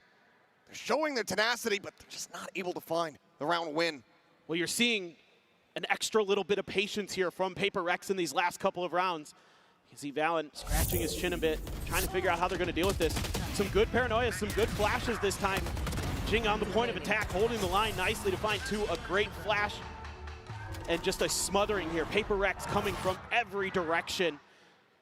Re-clearing that space on A really nicely, or Forsaken in something. Here we go. G2 though, not gonna fall for it. My ultimate's ready. This an immediate pivot over. Everybody was there from Paper Rex. That spam is doing a ton of damage. Jonah down to 31. Hunter's Fury sent on the prowl, and Forsaken dead. Trent able to find value there. It's an early kill. That's the smokes that you no longer have to be concerned about. Tap at the door, try to get some kind of reaction here out of Paper Rex. Throw the smoke as well. Something likes to play up in these a bit. They're gonna just pop flash and push out of this one. And that's gonna be Valen taken down as TP out. Jogamo is able to find one, overdrive. Escorting forward, finds the headshots across onto Divine. Patman and something with 40 health between the two of them versus 4 players on the side of G2. Seems like as the pendulum swings, we're just gonna be trading back these round wins. Line will not connect, but something just dropping down into the site, instantly noted and dealt with. Jogama with a huge round to keep things neck and neck. As it gets the ping reveal at the end. 4K here for the Neon, 4 rounds for G2. We remain tied up. Yeah, that's a great momentum swing, a great economy swing here for G2. Able to get themselves right back into the thick of it, using some of those ultimates to great effect. Jogamo, Desk was talking about his Neon, and he's showing you why. He is so highly regarded on that agent. Absolutely destructive with the overdrive. Jing one away from another showstopper though. It's Paper X looks to line up for another A rubble fight. G2's just been holding back on these, maybe sending Jog out a bit. Oh, Jog instantly able to find the kill. Forsaken again. First one to fall here for Paper Rex, having a rough go of it. Thinking about it, I'm not sure. Yeah, no, 0 kills, 0-6 and 4 at the moment here on that Omen. It's been a bit of a struggle for the emotional leader of Paper Rex. Valen goes to check the A site. Doesn't stick it, just seeing when he can spot out, trying to garner some interest from Paper Rex towards A side. Something trying to make his way around the back here of this team. Spotted onto the leg of Defy. Just flying through, but he's taking so much damage and taken down. Bring them down. Valen clearing the Prowler, still watching for this angle, but not able to win the fight. He does manage to find one, but Patman now flushed out and swing in. Needs something all alone. Trying to find a little bit of additional impact here, but Leaf holding forward, catches him unawares. It's G2 now reestablishing the lead. Yeah, just a little minor adjustment here on this opener for G2. Just look for the pick. Throw out some util to make sure that the area around the orb is just not going to be assailable for the players of Paper Rex. And you catch Forsaken trying to hold an angle there just a little bit. Phenomenal work by Jogamo on these entries. He does have a showstopper and a Bucky. It's a weaker buy here for Paper Rex. A couple Sheriffs, a Guardian, 2 Buckies. And we've seen Paper Rex try to get Forsaken. Might be trying to TP him forward. A lot of aggressive space taken off of this one. The wall raised, he's just gonna go pushing forward, finds one, finds 2! Cutting him down, the Paranoia now gonna be sent next onto the 3 remaining players. After Shock try to create some space, they deny the weapon grab here. You gotta suspect the Forsaken's gonna walk into this smoke. You just have to suspect it as G2. He's just gonna grab the gun. Weapon gonna be picked up, juggles it back. Says, I'm more than content to continue playing this with a Bucky. Does eventually backpedal. There's something holding here on the close angle. Looking forward, but Valen, maybe 6th sense tingling there. Decides to back away. Doesn't peek in onto the angle. TP check from Forsaken. Not sure how much was spotted there, but drone could pretty much tell the story because you're going to be anticipating that all these players are going to be remaining together, but oh, just what a spot. That blind dart through. 30 seconds I think it left. does get clipped by that one, but then TP's forward, up into the smoke. Doesn't check down. Gets a reveal on the Valen though. We'll be able to hound him down. My God, Forsaken. Gets himself a third, but Jordan being able to fight back for a little bit more, but now finds himself all alone still. Tagged down to 33.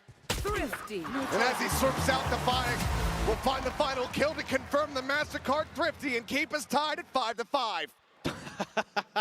What a way to get on the board for Forsaken. Finds his first 3 kills with a Bucky. I thought he was gonna ace with it. I did too for a second. I thought when he started pushing that corner, I'm like, oh boy, the Bucky ace. This Masters will have everything if he pulls that off. That's a hell of a round for Paper Rex. And we've seen them do that. Usually it's with the judge and a little bit of a stronger buy to back it up that they'll go for that aggressive TP play at the front of A. Do have a showstopper, do have an operator here. Something. Gonna be looking to see what he can get done outside of C. Slowly pushing up, but Forsaken, okay, well, looks like Bucky is gonna be the answer. Gets himself a rifle, gets himself dead. Off the start of the round once again. Push forward, Leaf, likely favored here on this peak. Something gonna have to be Johnny on the spot, and he is. Woo. Closes out the kill. That's G2 realizing how much lack of control they have on that side of the map. Trent has to have his head on a swivel. Yeah, you can still expect that maybe Patman. Oh, Valen. Gun barrel spotted, clips him just through the corner of the wall there at stairs. Devi, though, in his own right, a clean upper a lot of the times, but just cannot hit that hospital flick. Valen comes up with a second elimination. The patience paying off for G2 there. Fully expecting that repeak. Jing similarly.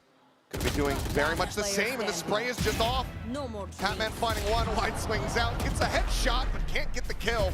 G2 find themselves with 6-round wins. One more round to go at the half. Yeah, just G2 so aware of Paper Rex's tendencies. Again, getting those players just far enough out that they can find that opening kill outside of Rubble. And then Valen doing a great job. 4K for the IGL. Having a great one, and yeah, I think you got to be a little bit frustrated there. Again, Paper Rex just kind of falling one by one. You have this showstopper, and it's a weak buy. Forsaken, of course, gonna double dip into that Bucky again. You know, you can see that G2 very wary of that showstopper. Gonna see if it's gonna be pulled here. With Jogamo, that's the last target you want to have. That Neon has the escape ability. Get away. Just a lot of patience being shown this time by Paper Rex. Jiggle Peak spotted. I'm trying to get a catch, but trying to get the Neon, gonna prove to be difficult, and the showstopper doesn't actually go deep enough. Otherwise, it might have actually been able to find him. The decay was there. Levi, though, pushing forward onto the B side, able to find one. Forsaken comes off with another Bucky elimination. So Spike gets ready to be planted. Jonah P at 1, audio list just sending out the flashes. The quick pivot across over towards the C side comes through. Forsaken trying to chase, has upgraded to a Vandal. Wants to try to catch them off guard. Corner plant, the push forward, right here, into their open arms! Spike down, C. Forsaken. Valen's got his ult. Playing it so intelligently, and you're right, Valen does have the from the shadows. Grab the Wants spike. to try to get the shot there on the Jing. He's unable to do so. They know exactly where he's at. Patman on the corner swing. In perfect position, as we are perfectly balanced, 6-6 at the half. A phenomenal back and forth from both of these teams. You have to love the adjustments. You have to love what you're seeing from both squads. Really putting on a good show here. Some great fundamentals, some great individual plays, some great lurking. That is exactly what you wanted out of this matchup. High stress environment. We're gonna get ready to send it down. Yinsu is standing by for an interview with some of Jonah P's biggest supporters. Toronto, show them some love. It is a very special experience being here, being able to watch these games live, and I'm bringing you guys a special guest, Jonah P's brother, Justin P. Can I call you that? Yeah, absolutely, for sure. How are the nerves? You know, this game, it cannot get closer than that half. I'm stressed. I'm a bit nervous. Not as nervous as I was for the final Bangkok. Watching at home, my hands were shaking. I'm probably still shaking a bit now, but I'm really excited for him and all of G2, and I know they can do it. Now, you've supported him every step of the way through this journey. What does it mean to be able to watch him on a stage like this in Canada, you know, in his home turf? It's amazing to be in Canada, to be at home, to him being the representative of Canada for the G2 scene, and also being able to come here because we're from Montreal, so it wasn't that bad of a drive, and being able to see him live is amazing. It's incredible. And lastly, is there anything you want to say to him if he could hear you right now? I'll just remind him what I said. G2 has boss energy. They can't be, like, if anybody can come back, they can do it. He can do it. I believe in him, I know. Every time we used to play together back in the day, everybody accused him of hacking every single game. So he just has something special, and I know he has it, and I know he has it in it to win today. That's right. We believe in G2, don't we, guys? We believe in them. Thank you very much, Justin, for joining me. And let's see if G2 can close out this map. We shall see. Neck and neck between the two teams here. Paper Rex 1 and 2 in pistols. Let's see if they're going to be able to find themselves a second here on Lotus. Granted, of course, they did drop the anti-eco in the follow-up round.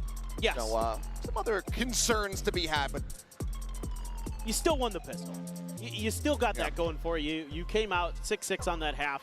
You know, even though, yes, you were crushing on the defender side the last time you played this map, I think you should be more confident most of the time on your attacker side as Paper Rex. G2, phenomenal on defense no matter what map they're playing on. They're just really, really solid fundamentally, obviously. And they have tremendous aimers, tremendous fraggers. We saw it time and time again where they were winning some of those first duels just out in the open. A little bit of util to create some space for Jogamo, for Valen to go out there and get the job done at Rubble.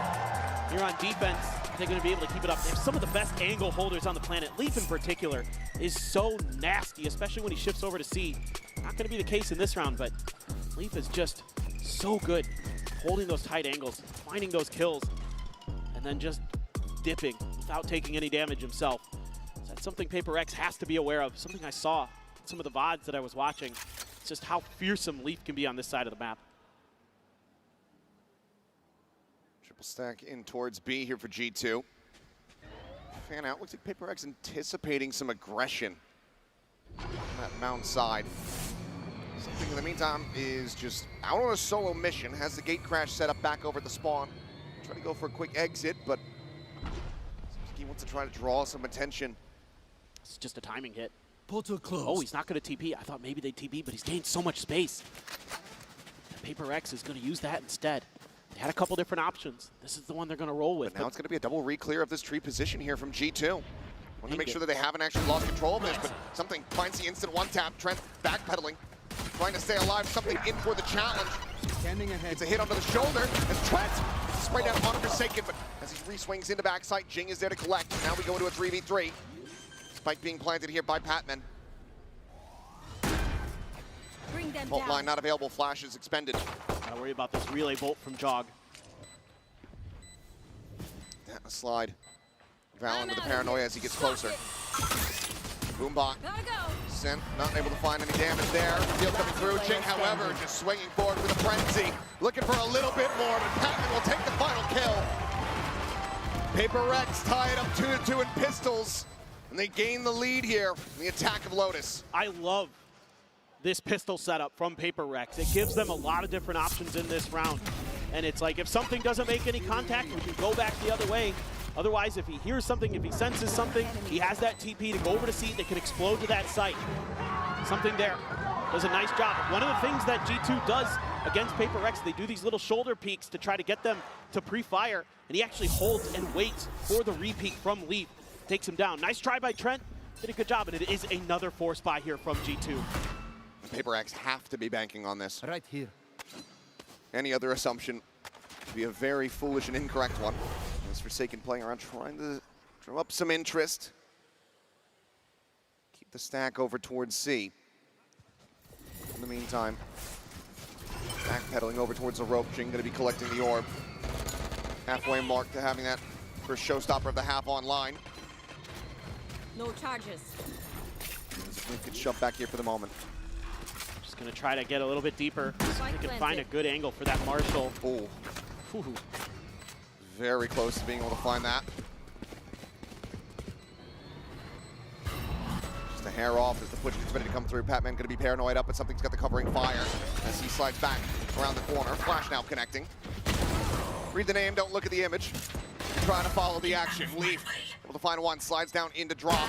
Jonah P will lose his life, and it's now this Leaf, who was previously noted, cleaned up. Paper X this time, not dropping the anti-eco. The force buy from G2 only finds a single kill. Yeah, I'm a bit surprised that G2 dipped into that well twice. That is dangerous stuff. Giving Paper Rex a huge economic advantage to start this second half. And that is a great find from Something, right as Jogamo's trying to dash in. This is what you need from Something. That sniping is his calling card. That and shorties. He needs to be impactful in that role. He needs to get those first kills going. He's going to be backed off by the relay bolt. Shoved away, and he's going to push forward. Finds one in Trent. Trying to collect that orb, but Jogamo will be able to collect the kill. Pushes forward, and that's going to be a solid amount of information gained, given that you do have Leaf lingering there outside of B. So this tells them everyone from Paper Rex is going to be pushing forward into the C site where Valen is waiting to try to hold the line. Crunch from behind, getting ready to come through. Noise going to be made. Now going to be noted as Jogamo is all by himself. The sheer wall outdoing the two-person flank. Let's see if they're ready. Tight angle being held here by Jonah P. No prowlers. Gonna have to check the old-fashioned way, and Jonah P is holding just a little bit too high. Shot whizzes right over Jing's head. They're gambling onto the correct side of the map here. Leaf with the Bucky. What kind of position can he get in is the question. Seems like it's just gonna be a backside affair.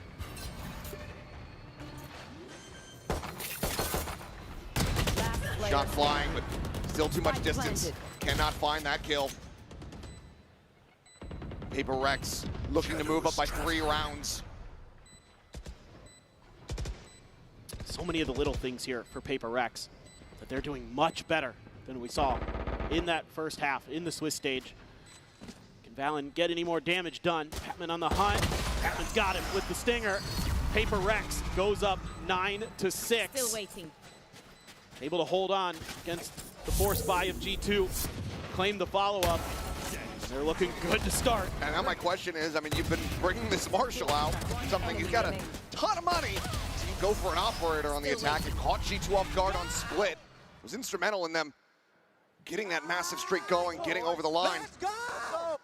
Definitely a situational pick for something is getting that operator going, but you have a showstopper here. Not doing it yet. Now, this is a B call through and through. They're going to try to barrel in here. Prowler doesn't actually get the catch there on the Leaf. Drifted back to the right a little bit too soon. Showstopper, does he check for it? Nope. And that is going to be Leaf absolutely tearing them asunder. Damage down onto Patman as well. Is able to get away from the snake bite, but that is going to be a player advantage as well as health advantage. Very much in G2's hands. Yeah, you would think without the Prowler checking that angle that maybe someone would be aware, but they were fully committed to the top of sight. I mean, I think it's just a minor miscommunication as well as a minor mechanical mistake there from Patman, not setting the Prowler harsh enough into the corner. Now sets up for a very difficult clutch position here for Paper Rex if they want to continue. Otherwise, G2 looking very good to close the gap. Get themselves up to 7. Forsaken, I feel like he's going to stick around here. Late linger, try to get a flank going. You're going to get a Nightfall off of this.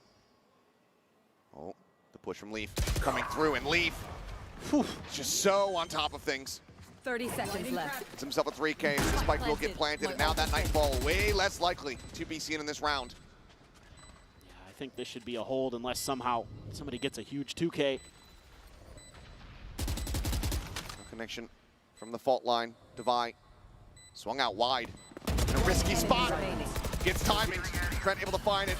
Patman further whittled away at, and Leaf starts the round as a monster, ends it as one. 4K for him. Breaks this minor little streak here from Paper Rex. G2 for themselves back on the horse. Keep damn near everyone alive. Yeah, this is just one of those rounds where one unchecked angle basically ends the round before it even starts. To make matters worse, you threw a showstopper into that and didn't get any value out of it. That's troublesome for Paper Rex. And the buys are going to be mostly good. Patman had to buy down to a Bulldog. And it's going to be the full buy now. Again here for G2. Pit available for Leaf. Let's see what he wants to do with that, if he even wants to invest it. Maybe off the rip one. Yeah, Jog knew right away. Immediate backpedal. Nope. Flash sent out. Paper X in control here for the moment. Sheer wall set up. In case anybody goes on a deep little lurk. Actually going to use the TP deep towards A. Flash of the Boombot going through, and something with the some swing. He's able to find Jonah P. Immediately, Dimensional Drift going to be going out. Jogamo going to be taken down as Forsaken finds him over outside of stairs.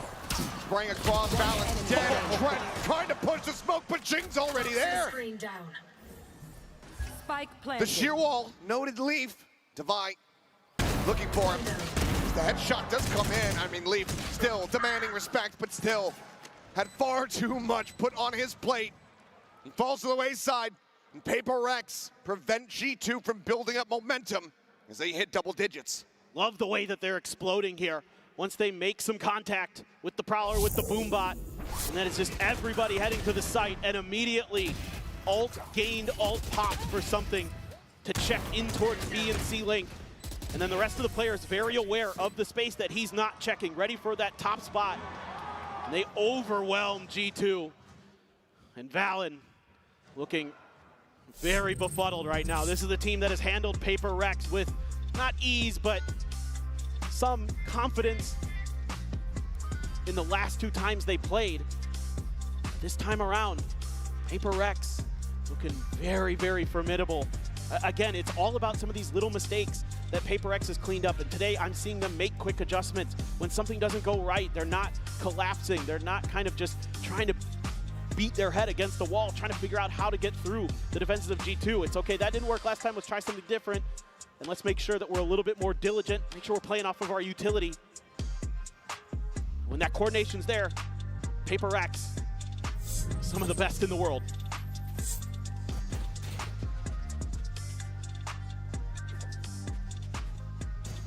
First timeout call here from G2. A pit available. Hunter's Fury, one charge off. The players, the coaching staff, knowing that they need to prevent this momentum build up here from the side of PaperX. Can't just bet on another PRX TL situation occurring once again. Nope. Didn't happen This on is Split for you. Seemingly a different PaperX today. So once again, G2 pushing forward, this time committing to the rubble control, and will be able to force the aura away. The pit immediately going to be invested here from Leaf, looking to try to make them reroute, and the Hunter's Fury similarly trying to catch them on the entry. The PaperX, they do okay, manage to grab the orb, but Batman let's get struck down. Dawn kill, top of the door, Forsaken quick reposition.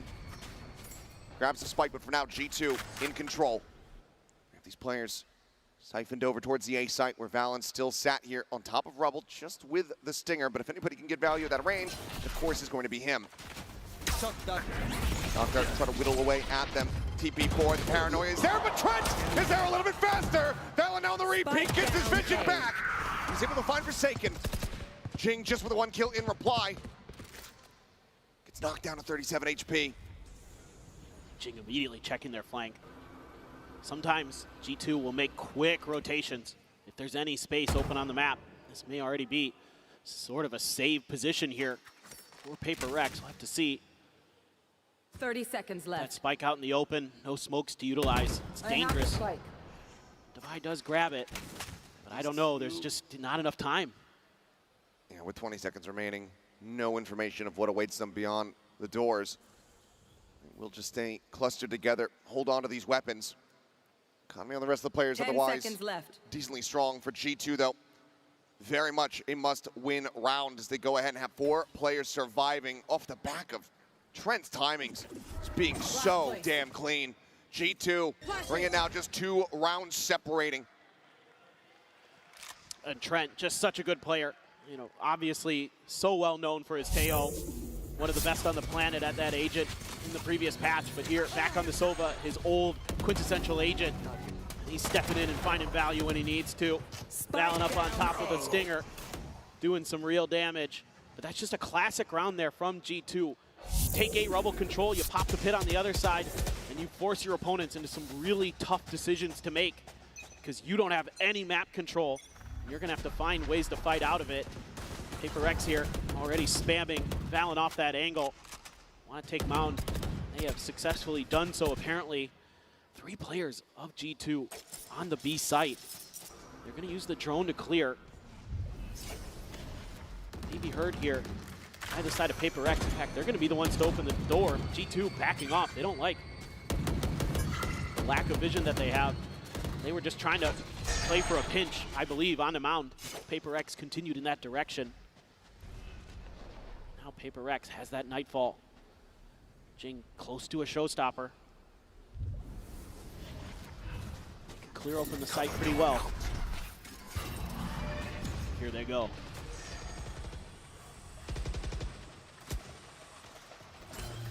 Into the site for free, relatively cleanly. G2 playing back, playing respectful. Clone eating the shots. Paranoia, however, connecting on the multiple players. Shove them back. G2 try to get clustered together. Nightfall, I think gonna be a bit of a whiff here. That's what that push out was for. Going onto the corner, Relay Bolt gonna be connecting something. Pretty much stuck here in position. And Jogamo cleans up too. Forsaken doing his damage to try to keep his teammate protected, but he cannot make it happen. The slide in Divide. Cuts down the Neon, but Trent finds Jing up over top of the box. A 2v4 now as the swing out, and Patman's only gonna be good for 1. Fault line does not connect. As Divide tries to split his aim. G2 continuing to run this back 2 rounds in a row. 1 round separating from tying it up. G2 masterfully dodging that Nightfall was so impactful in that round. And then anticipating the crossfire setup that something got stuck into. Forsaken had to come to try to bail him out. And they're so ready for it. And the double swing there. Nice little jiggle peek from Jonah P as well. Really well thought out and coordinated by G2. Understanding what that aggressive push out by PaperX was all about. You just need a Paranoia to back it off. a pause to dodge the Nightfall. Now it's going to be Paper Rex's turn to take a timeout. G2 has closed the gap to just 1 round. Paper Rex needs to start trying to find some answers. Needs to maybe be about that A-Rubble control a little bit. Seeding that side of the map has kind of caused some problems because it's allowed G2 to play how they want over on B and C. Kind of overstack that side a little bit. Granted, that last round was all about just the retake, just understanding the utility that was going to be coming their way. Being able to avoid the Nightfall allows them to get back in that much faster, that much cleaner. Rough tidings for Paper Rex. As the final timeout gets sent. Let's see what they're able to scrape together, but for Jogamo, he's got an operator in hand now. Looking at these early advantages. It seems like he's gonna maybe go for a bit of a forward peek over towards A. This is a critical round for Paper Rex. Try not to die. They are spending a lot of money here. Time to jump. Even buying up to a Guardian for something. A lot of half armors. Going out. Have to try to find ways to get this done. Jing! Oh, that was so close. Bounds across in towards the corner. Swings out. Valen continuing the challenge here, continuing to try to find that kill. Not going to be cleared. Valen will concede the angle. Allows for Jing to stay alive here for the moment. Tap at the door, gate crash back into a lobby. It's like Paper Rex trying to see if they can catch somebody along the sight line. Speaking of which, Jogamo off at the ready, swings in. It's going to be a quick 1-for-1. As Forsaken does get the headshot to answer back. Neon on the floor. 4v4. Jing though, just 32 health. Back in hand here for Patman. They juggle it over. The answer's going to be no, so Showstopper not going to be built up, but right here. A rare little oopsie from Trent on the shock dart. Spike planted. Unable to find an initial chip value. Vice Wall gets tripped. It's going to let him know that there's a lurking player. Should be Devi's responsibility. Toxins going up. It's going to come down to timing for Leaf. The haunt sent, nothing spotted. Two trying to push forward, but Devi at the ready.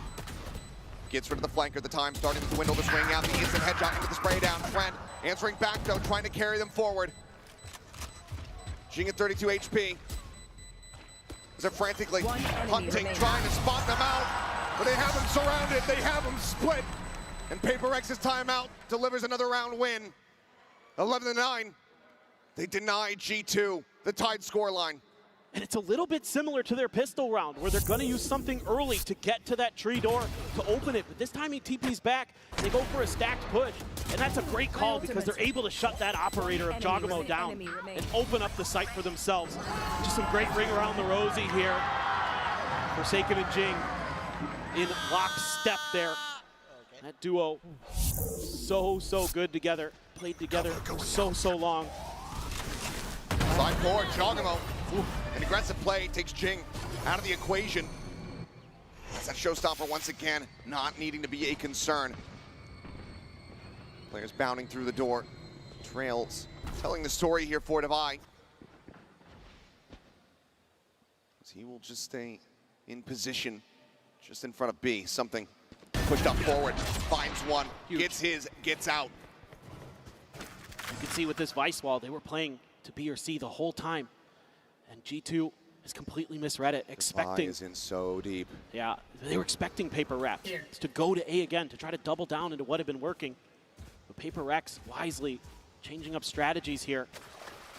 And they're going to have info on the lurk potentially, and this is going to have to be pretty pacey from G2. It's going to take them a long time to get to the other side of the map. Both teams just worlds apart. Curious if Forsaken tries to send them from the shadows, go for a scout here, but now Sheer Wall is there, cuts him off. Players split. Something looks like he's going to go sliding forward towards that one-way smoke. Steel Guard sent here in anticipation. We'll find the weapons of the two on the opposite side of the door. Recon going to be cleared out. This fault line does not connect onto something. After shock, he's already swung out forward. He's already got the headshot. Goes to the something swing. And it works its magic. Paper Rex up 12-9. one away from knocking G2 into the lower bracket. This is just really good calling from Paper Rex. Round-to-round changes are absolutely befuddling G2. They're seeing a very different Paper Rex today. It isn't just full-on early committals. The first side of contact not always going to be where Paper Rex is going to go. Something with these early lurks on the Yoru have been giving them fits. And G2 is going to pop what could be their final time out of the match. And that is something that we were not seeing versus Team Liquid. It was something regularly getting punished off the rip, misjudging how much free space he had, pushing forward into C, trying to find those cams, trying to clear that utility, and then just getting picked off, completely unawares of his surroundings. This has been something that we've known and loved for quite some time. He's finding that impact on the regular, right there alongside Jing, who is leading the lobby. A big bounce back from what we saw. For G2 now, though, an all-in send. 3 rounds needed in a row to take this into overtime and do what Liquid could not, as they look to try to extend this over into a third and final map to still have an opportunity to keep themselves in this upper bracket. A couple big ults to play with in this round. You've got that Hunter's Fury, you've got the Rolling Thunder. Trent has been so on point with these Hunter's Furies. He's always seemingly good for one. He has been, but that thrifty impact, that forced buy, hasn't been getting as much value for G2. It needs to right here, or it's all going to come to an end. Outlaw in the hands of something. TP, top of rubble, opts to not stick around, doesn't want to overstay his welcome. Backs off, and they're able to avoid the gamble here from G2. A plant will provide a nightfall for Patman. Showstopper at the ready for Jing. The Rolling Thunder out the door, looking to shove them back. Smoke gets cycled in with the Hunter's Fury, able to find its value. Forsaken's gonna be taken down, Showstopper lobbed in to no avail. Something does manage to find one, Jonah P gonna be traded out. In the end, as the dust settles, it's a 4v4. But G2 have successfully staved them off. Yeah, this Outlaw, there's 3 players left with 50 armor. So it isn't gonna kill anybody in one shot except Valen. So this buy, see if something can still get value out of it. Another great lineup there by G2, just pushing for that space to get the easy angle with the Hunter's Fury onto that choke point that Paper Rex is trying to force their way through, but it's going to be a spot onto something. He's by himself. Leaf trying to reposition. Favors his chances if he goes for this push. Left. On the closer angle. Something looking for the second shot. Wow. Able to find him in the end. In the head is Joggamo, similarly tearing them apart. Outside of A, the swing in, Divide, winning the fight. But the time is just not quite there. Trent Enemy remaining. will get the pick, and that is going to be the round over. Nothing more that something could do. Just 2 HP. G2, they will scrape by with the win. They find their stability. The ult usage is perfect. And now they need 2 more rounds to take this into OT. This is a great call here from G2. Willingly giving up space on C to set up for this ult combo. It works a treat, and then just Paper Rex just kind of not accounting for somebody being at the door. And yeah, they're just walking right by it, not even checking it. And that's a tilter for sure. You're also giving G2 the ability to get some guns into this round. They get a little bit of their economy back. Leaf is going to have a judge. Paper Rex is a little bit scattered. Stinger and a Bulldog in the mix, plenty of half armors. It'd be a great time for Joggamo to try to go for that Outlaw, but wants to play pacey. Speaking of which, Dimensional Drift immediately sent here from something. Bounding out of it. Shorty's in hand. He finds Jonah P. Joggamo taken down by Jing. Trent pushing forward, able to find one, but he's quickly overwhelmed. A 2v4 with Leaf for the judge. It's Valen fighting 1, fighting 2, fighting 3. Valen! The captain, the IGL, the Omen God, looking to keep them in it, and he has it! The 4K, the dominance! As we are 1 round away from being taken to overtime. Another just round where it feels like Paper X has a good opportunity, and then one position that they can't beat. 1 by 1, They swing one by one. They fall, and Valen steps up, and that's got G2 right back into it. All it has taken to change a map for G2 has been that one play, that one clutch from one player. We saw it from Jogamo turning the tides on Abyss versus T1 at Bangkok. Valen is hoping that he has done very much the same here for his team as they look to get this into OT. One away from the Steel Garden for Divide. Peeking Jogamo able to spot out multiple players. He's got that overdrive to boot. That is so scary. Saw what he can do with it earlier. Blind spray out. No contact found, Patman. He's forced to tuck back here for the moment. Tap on the door, Jing. One blast pack, the judge in hand. Boombot to try to check. Jogamo pulls off the angle. They look to back away, but a lot of this is on Divide. Spike being planted, finds the first, but he doesn't anticipate the second layer. Turns back, identifies it, but still loses his life. Something at the same time, able to find Jogamo. And that's going to be a player advantage here for the side of Paper Rex. Hasn't meant a ton for them in these past couple rounds, but the paranoia will stave them off here for the moment. The two-player split, Valen, Trent, in through tree, Jonah P. Checking stairs, watching for a late wraparound. Forsaken on the push, is able to find Valen, traded out. Patman holding close, finds it, and it's all down to Trent, and he cannot make it happen! Paper Rex come to this tournament seeking redemption, and now they can say, you asked for this, you picked us! The circle of time. From last year to this year, Paper Rex was beaten down by G2, and they find their revenge here, and they go forward into the playoffs. The Pride of Pacific, Paper Rex, will continue on after what looked like it might have been what you could call a heartbreaking loss, or win, excuse me, a heartbreaking win that would have broken some teams, and they came right out here, and they beat one of the favorites to win this event 2-0. The mirror image, the reflection is inverted. Paper Rex take down G2 and keep themselves in the upper bracket. They will take their bows in front of these elated fans as they have pulled off something that not many people thought was going to happen here today. Do you know what? He's abandoned the train. I'm happy to take the reins. Ladies and gentlemen, all aboard, choo-choo! Full steam ahead as Paper Rex look immaculate. We're gonna go ahead and send it down though, as we will hear from our players in the Verizon post-match interview. Track by track, this Paper X train just keeps moving, and as they pick up their first win here at playoffs, I'm gonna try and grab Divide over here for a quick interview. Hello, come and join me, come and join me. Come and stand over here. First of all, congratulations, Divide. You get your revenge on G2, you pick up this massive win here, but my question to you is, how did you mentally recover what happened against Team Liquid? Because often that is the most difficult part. I mean, after the Liquid game, it wasn't easy, I would say.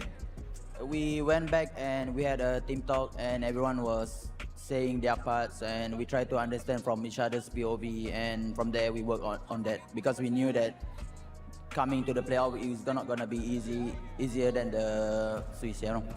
What was your reaction when you saw the G2 pick Lotus? Because it's still a little bit traumatic, right? I mean, we kind of knew that when G2 got the third pick, they're gonna choose us, because I think at the moment everyone wanna avoid Genji, so we knew that G2 gonna pick on them in that moment. But I mean, you can't really complain much. You just have to work harder, and the better team win, you know. When it comes to the conductors of the Paper X train, there's a few of them, but I want to ask about Mini, because throughout stage one back in Pacific, we heard you guys talk about Mini's helping you a lot with your defense side. So coming into this tournament, is he still helping you guys? What's he been up to? Yeah, he's still helping us. Usually after matches, he would give us like some notes to work on it, on individually, especially on CT, on defense. So yeah, I mean, it's working out great, and hopefully, even though we close out 2-0 today, I'm pretty sure there's some notes that we can work on. So yeah, can't wait to go back and read his notes. Well, what notes did he give you specifically? What did he say you need to do? I mean, usually for me, he just focus on the ulti because sometimes I don't really use the ulti much because I was lurking and stuff. So yeah, just the utility wise. Very last question. 3 Pacific team in the playoffs. A lot of people underestimate your region. So what is it about Pacific that you think is so strong right now and is better than the other regions? I think, I mean, every region has good aim and stuff, but I would say just in terms of aggressiveness, I think the Pacific play better in terms of the other region when it comes to good day, you know? So yeah, I think in terms of aggressive, yeah. Well, it's a very good day today, Devi. Thank you very much for joining me. We'll see you again in a couple of days. Up next, XLG versus SEN. Don't go anywhere.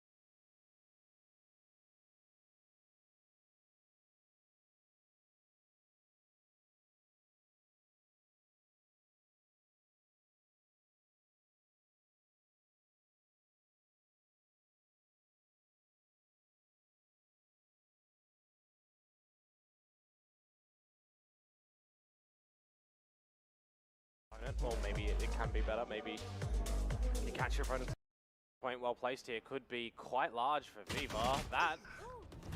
The opportunity for it. Tries to get the setup. Coconut at the same time, though.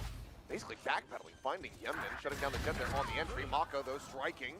As that mid alert does get activated, but Coconut is still just holding down the site.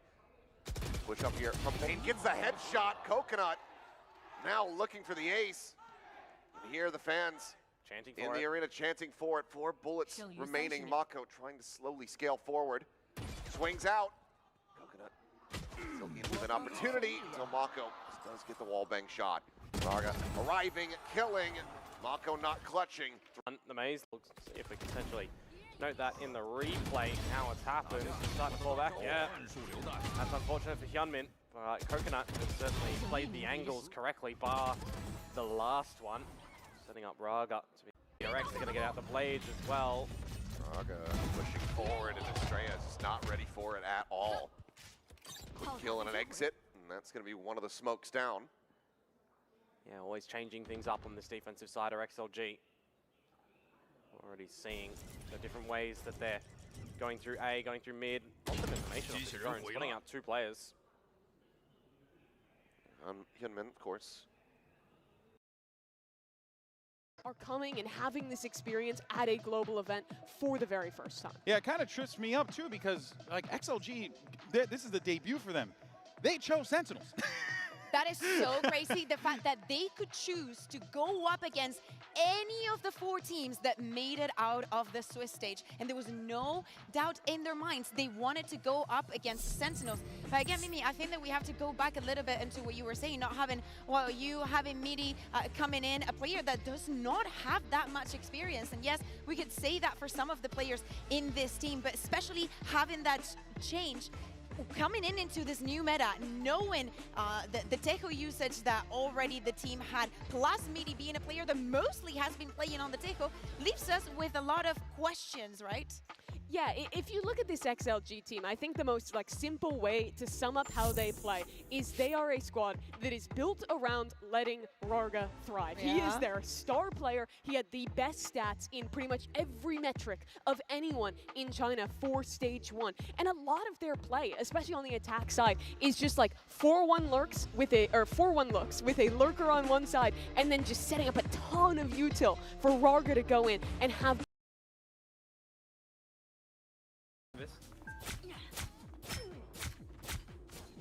Maglo on main, hello. Yeah. He's one. This is the difference. They have Jeff. A little help, please. I'm first in point, bro. Storm alone on point. I can push I can him. first time in 5, I can look first time 3, I can push 2, inside. 1. I mean, everyone. 5 people actually, fucking huge. Oh, I was Oh, 1 I'm second just off dead of my instead. fucking ult. That would Oh have my been big. god, bro, I can't do They're that. gonna burst you down so fast. Yeah, and they will. really And me too. Emma Frost never surrenders. Okay, I guess we gotta play slower.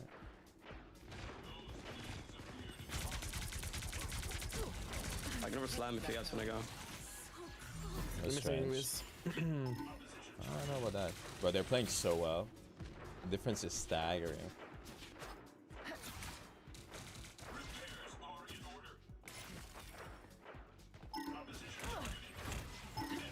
I'm gonna storm mode. I'm gonna give her slam. I'm back line. Going now. Slamming. I'm gonna blind main. Our first Mantis. Can you ult first? Yeah, well, I will. Careful. Cutting. Come back, hide. I'm gonna blind. Swear to God, it's dog shit, bro. Just don't die. Summon backline now.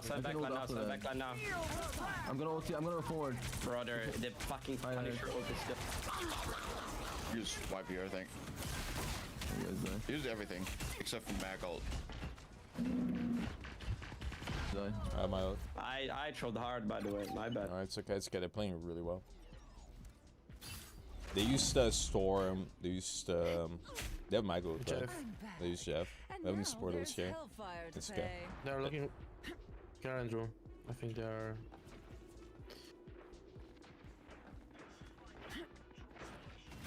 My bad. They're like speeding in with the Storm and the Jeff. It's really Yeah, interesting. it's pretty insane. Yeah, it's pretty insane. Look for slam. You guys wanna go fast here? I can hold. Yeah, I'm pushing it. Yep. 3, 2, 1, walk. We're not there. Brother, my I God. can't play the game of Venom. Bro, I can't. you can't go Venom. I can't play Venom. No, I can't. I can't play Venom. I can't. We gotta kill, I'm gonna ult this, Full shotgun, bro. I'm going forward.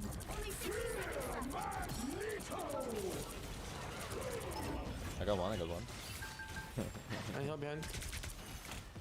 I didn't mean I got a kill there, but I can push in. I'm gonna push in. Go forward. Going out. Punisher left side alone. Laying main. I help. Sure. He's kite. Alright, good guy, yeah. I don't have it yet. Yeah, I'm not gonna lie.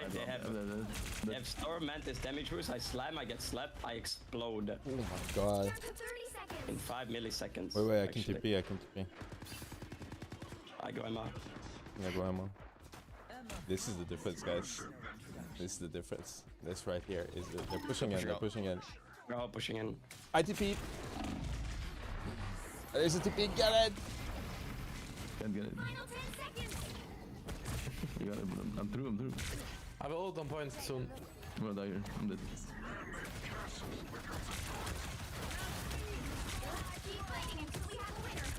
I got a miss. No, winnable. Go on. That's step point, by the way. Yeah, I'm saying. Mantis. I'm 1 HP. Minus one. Right side is low HP. Right side low HP, Mike. Only cloak heals. Coming back on my main. Bubble on point. Oh, Nice. beautiful. Yeah, we have to get off the Venom. Nah, we need to get off Venom, bro. Yeah, You can't play against that. I think it was just never protect Venom now, guys. Like never. Yeah, true. Never. Bro, they have Mantis, Storm damage boost, and the shotgun, bro. You're fucking dead. Yeah, no, explode. 2-tap, legit. You can protect like taking high ground. And they have 3 sources of healing as well. You can't do anything. Feel the wrath of Careful. We have to split. Gonna shoot it. I dodged the fuck out of it. I can be fun. I'm 1 HP, guys. I can't move. And go back. I have ult. I'm gonna engage next one. No, this is Biggsy, do you know that you're crazy. muted on Discord, by the way? Nope. Bro. Don't worry, I didn't say anything of value. I don't even know what to play here. Mag in. Oh. Come on. Okay, there's my ult. Well done. Okay, that was a bad ult. Okay, there's Mag. I was gonna watch for the backline. Wow, I didn't even know what to play here, this bro. fight, by the way. I didn't even know what to play. I can't play Strange to that. Mike isn't open.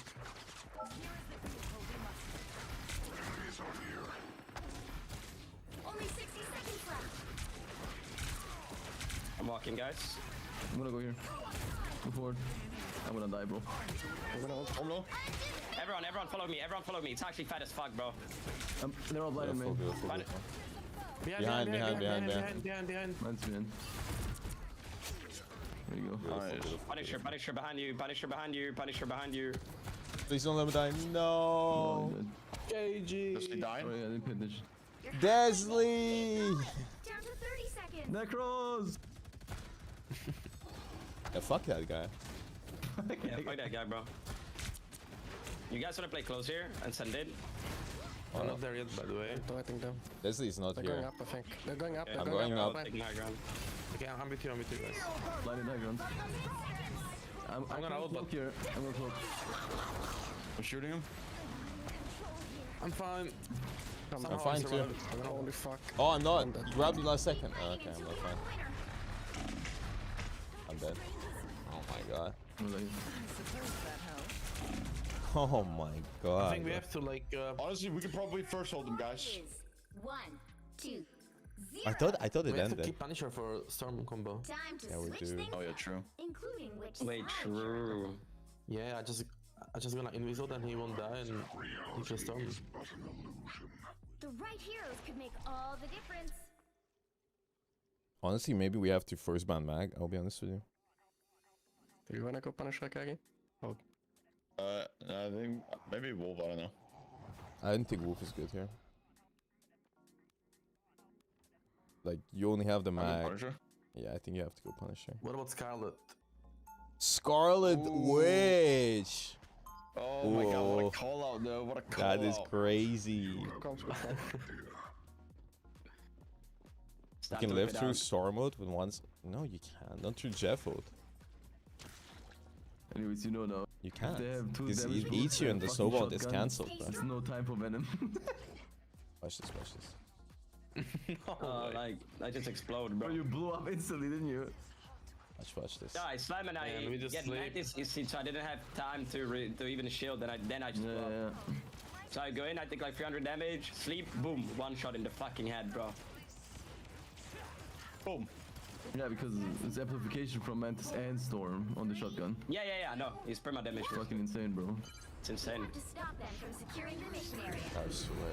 No, Nice one, Burger. See bow, buddy. See bow. We just look on top left, by the way. They're just gonna. Yeah, they're going top left. They're going top left. We never go up here. Nah, yeah, we need to learn it actually. We're just like defaulting to rank strategies. Yeah, I did put it down too late. No, I put it late because they were kind of giving him space. I'm gonna go. I'm gonna form here. I'm gonna form I'm here. one. I'm one. You just.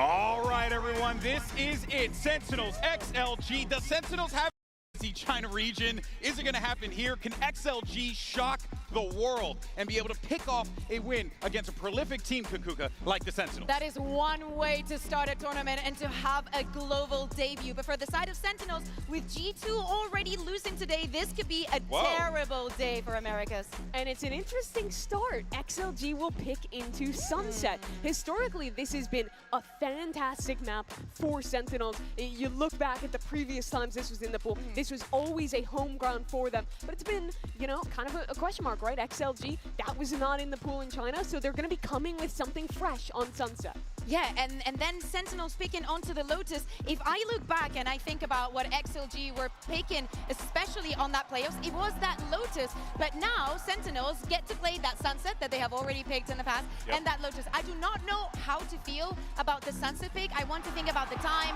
and them wanting to bring a surprise. Ever the showman. Ever the showman. Yeah, why not? You look at this team, I mean, he's in his element. Those XLG players, they're stepping on a stage like this for the first time at this scale, away from home. And for Celsius, it's just another day. He's so comfortable in those positions, trying to get in the heads of those XLG players. I still think it's wild that XLG picked Sentinels here, but you know what, though?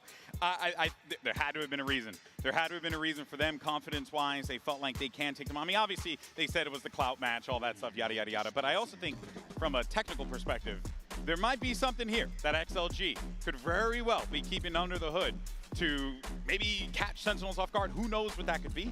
But of course, Sentinels, they have a lot of hype here. And what I'm worried about is if that hype begins to die down because XLG starts winning those rounds, how does that play out in the mental? How does that work out in the server? There's a lot of question marks here, Mimi. I think that's where you see the growth from Sen, from Bangkok to now. Players like John, like Zels is really stepping up in those moments to keep the team in it. Yeah, no, very good point there, right? What a turnaround that this team has had. And of course, they're no strangers to going up against Ascension squads and needing to deal with those teams. So this is, of course, going to be some familiar territory-ish, but at the same time, some confidence for Sentinels. They've been playing for such a long time here. But now Kukuka, XLG, this is it, right? Your debut on the stage, lots of hype, fans cheering you on. It's a lot of pressure. So I have mixed thoughts about this Sunset. Like, I like the fact that they can come in with a surprise, that there is no way the Sentinels can prep for whatever is on the other side. But Sentinels have already had such good showings in the Sunset. So for them, this veto is looking so favorable. But at the beginning of the day, I thought the same for G2 and PaperX. Like, that veto looked too good for G2. And it feels like on the other side of the world, things are looking better for the other teams. It is interesting to consider XLG's position here. Most of the time when you're a debut team at a tournament, you have basically no pressure, right? Maybe you squeak in as a 3rd or 4th seed, but they won their region. And now they have their chance to live up to that, to do what EDG has done in the past. And looking at the composition here, seems like XLG, as they did in the past, kind of going with the meta. A double initiator look with Rorga on that Neon. I mean, no surprises, very vanilla in that sense. I mean, I like the fact that Raga is going to be in something that gives him the mobility. I believe he was the first waylay that we had in Tier 1 back in the moment, so the innovation is definitely there, but they're playing it pretty safe for what I expected them to do. I expected something like, I don't know, the deadlock and whatnot. Like, I love the deadlock on this map. Yeah, I was kind of perplexing. We saw the draft come in and the Omen map select, and we're like, oh yeah, you know, XLG picked Sunset. Wait, they're debuting on stage. This is a gamble here that XLG are running. But I don't think there's a better comp to set Raga up to shine in his opening match here. He gets to play Neon, which he is excellent on. He gets to have both initiators pumping a ton of utility into supporting him. This should be a really good map for him to start hot. Sentinels waiting to lock in their final agents. Should be doing so in a minute here. Don't expect anything too crazy. But of course, anything is possible in Valorant, as I've come to learn over the years of covering this game. Pressure's on though. Sentinels just had to watch their brethren, the #1 seed G2, lose in that opening matchup. Can they bring it back for the Americas region? But XLG had to watch the same thing. The SEN squad beat both of the CN teams back in the Swiss stage, trying to get revenge for the other teams from their region. Narratives. we got it in spades over here. Do you want one narrative? Hit me with the narrative. This is the first time that we're even going to see mid lane breach on an official. I know that we're speaking about setting players up and whatnot. Well, this is no YOU. All right, folks, we're all locked in and we're ready to go. Toronto, let me hear you as we send it over to your casters, my coworkers from Americas, Uber and Wyatt. Sentinels have been on a bit of a side quest here in Toronto, folks. The Chinese team gauntlet ends with the final boss, Xinlai Gaming. But what's crazy about this is they just ascended. I mean, 6 months ago, these guys are playing in Tier 2. It is absolutely mental. And to get here from China, 8-match win streak. That includes beating Wolves, beating Billy, beating EDG, the biggest favorite to be here, and now replacing them as the Titan of the region for their international debut. First showing for all of these guys. Xinlai Gaming, the last line of defense to redeem a whole region. It is the Wonder Kids from China versus the unredeemed Sentinels. Make some noise, Toronto. Let's get this one started. Now, Sentinels just the other day did debut their Sunset against Billy. You know, curiously, after banning it in their first game against Wolves, they have an all-time 75% win record on this map. XLG on the defense here. Raga gets flashed onto the corner, but Bang is waiting for a Coconut, chucked a little bit low, but sticks it. Hangs around, and John makes quick work of Midi as well. He looks to try and swing off contacts with Coconut. Now it's Beaver and Happyway. Neither particularly proximate to the site as Happyway steps up first, going on a bit of a solo endeavor. Was able to sidestep that relay bolt and aware that Zekin is still on the corner, and eventually there's going to be a multi-swing coming his way. He has to know it. Viva's still not here. Happyway's fighting for himself right now. Viva slowly creeping through the link. No, going to double up. XLG opting to play together here. They know where Zekin is. We can't going to get that information towards the backside as they scale forward. Time dwindling a bit. At some point, they've got to give us a tap. Here's Zelsa's on the swing, but again, the spacing. Zekin finally arrives. Happyway got it to half the slide on it. It's good! Red Bull clutch for Zekin. Picking up where he left off. Yeah, that was a 20 for 8 that he dropped on Billy. The first time that SEN played Sunset in this tournament. He was lethal in that game. White hot right now. This is how it plays out. A lot of individual moments in this pistol round. Really comes down to John here. I mean, you can see the XLG players, they are swinging for each other there. They are double-faced into him, but they just can't connect the shots. And the IGL, who has also been individually in really good form, got a lot of multi-kills in that aforementioned Billy game, turns up already too. Watch out for Xinlai Gaming on these eco rounds, folks. Astonishingly effective when it comes to the Thrifties. BLG felt it firsthand, getting Thriftied 5 times over their last series against XLG. Tagged. There is no free round against this team. Raga, when he picks up that Sheriff, is so dangerous. But what I like from XLG on these rounds is that they play it basically like they still have a full buy. Really strong fundamentals in these rounds, really great trades. Zelsa saw this late lurk in mid though, wants to find a timing with that Stinger after the spike spin planted. And he's heard the obvious rotate through Boba. There. Sen, no, Xinlai Gaming are coming. What degree do they want to challenge though into the Outlaw? It's a tough ask. Zekken's able to cut them down and then happy to walk away. It's on Midi and Coconut. Sheriff for the latter. And Midi says, you know what? Yeah, I think we're probably pretty cooked here. John, though, would love an early Rolling Thunder. He's about to get more than he bargained for potentially on this swing out. And yes, we'll be dropping that stinger away. Zelsa should be quick enough here to take the kill. Midi will be unaware, not on the line. That's XLG all turned into all dwarves. Zekken with a couple nice little shots there with that Outlaw backside, denying the re-entry. Roger wanted to create some space, but was picked off before he could even really get through that choke point at Boba. John gets very close to this Rolling Thunder. It's looking good for SEN right now. And John has actually picked up that Outlaw. They want Zekken with a rifle in his hand so he can be the space creator, get it deep, take strong duels, or rather, you know, with that strong weapon, take duels. SEN might look to show presence early in mid. That's the standard top mid smoke thrown. Kuka mentioned it on the desk. I'm interested to see how effective Midi is going to be in this Breach debut for him. Hasn't played it at all with Trace, his team this year. They're going to play off the fault line here. SEN will start to make their way on towards this B site. C's thrown in. Hackaway is going to be forced to remain in this position.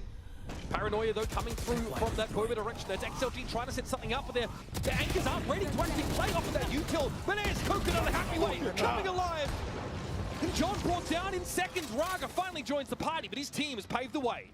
Look at that from XLG, the way that they all just swing out of that dark cover together. What is so impressive about this team, the fundamentals. Their players are rarely, if ever, caught making individual mistakes, overextending on their own. It's always a double face, a triple face. They love to push out of smokes together. Look at the way that they're able to support Happyway. Really beautiful stuff.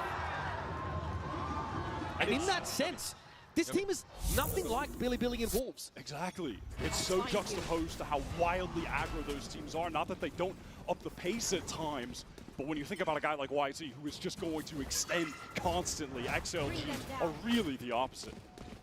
XLG don't want to try and play for halls here. Two players in alley. It's an easy position to smoke off. The one way that was a little bit intimidating for them. Hackaway wanted to linger. Bank can obviously TP across the site. They've dealt with this tripwire. Here comes a Rolling Thunder. This will force the players out of Valley.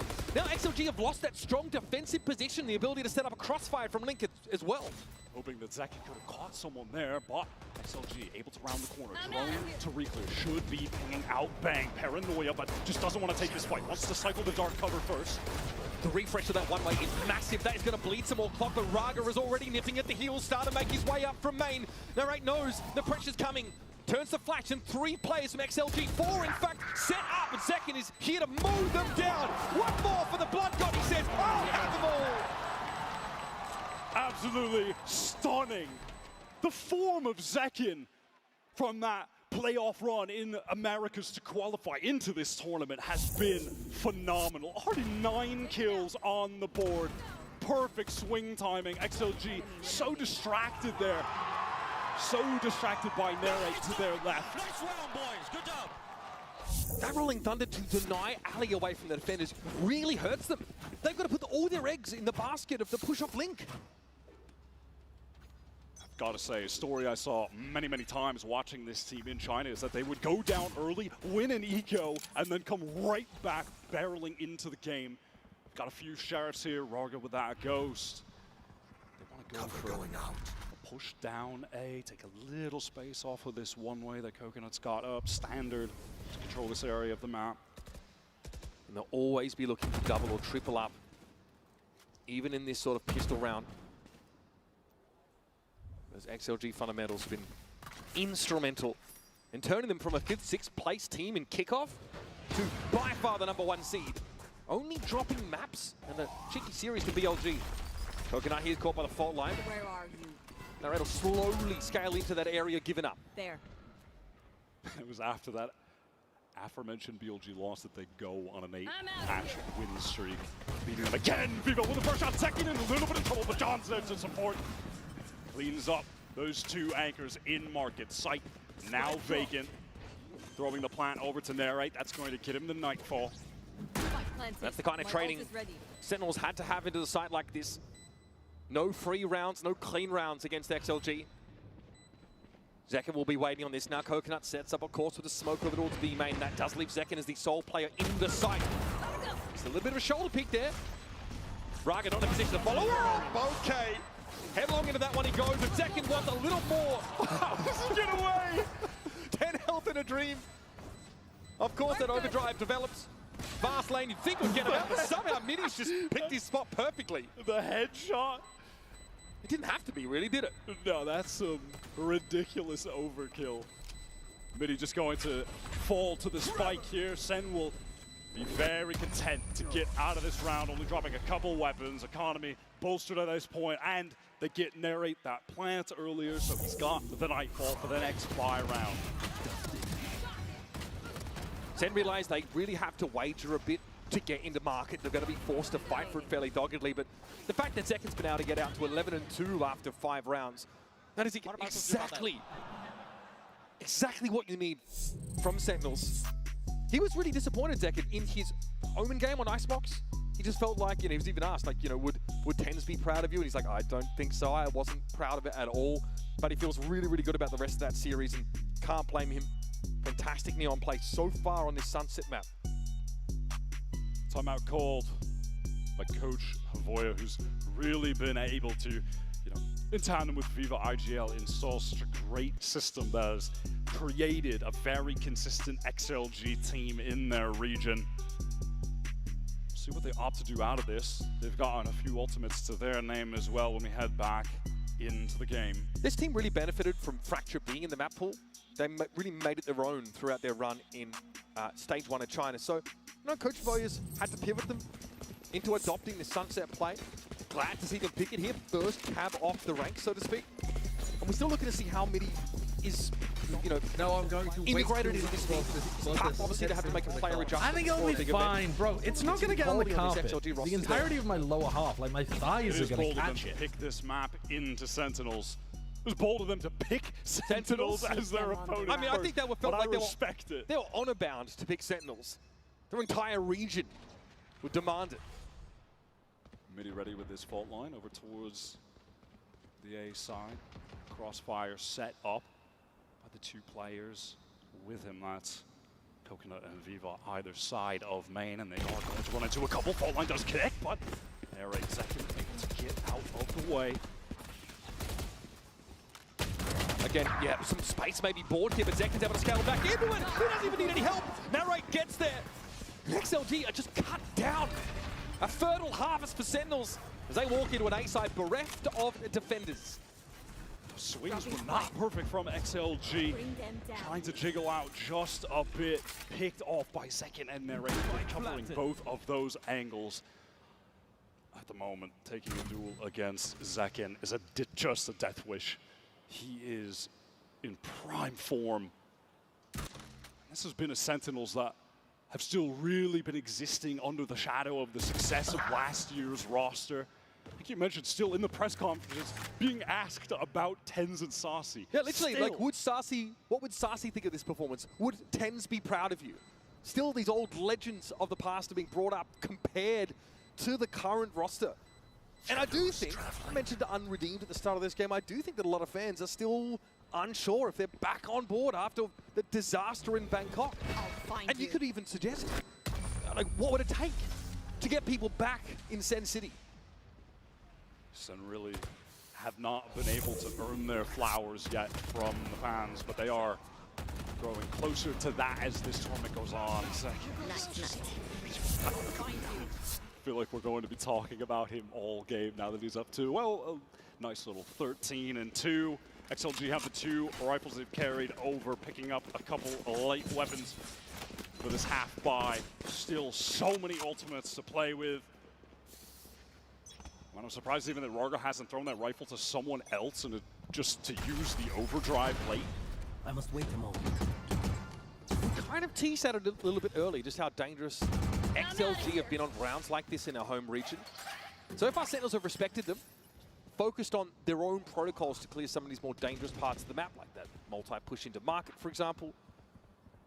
It's quite clear they are extending every necessary ounce of respect to their opponents, the #1 seed from China.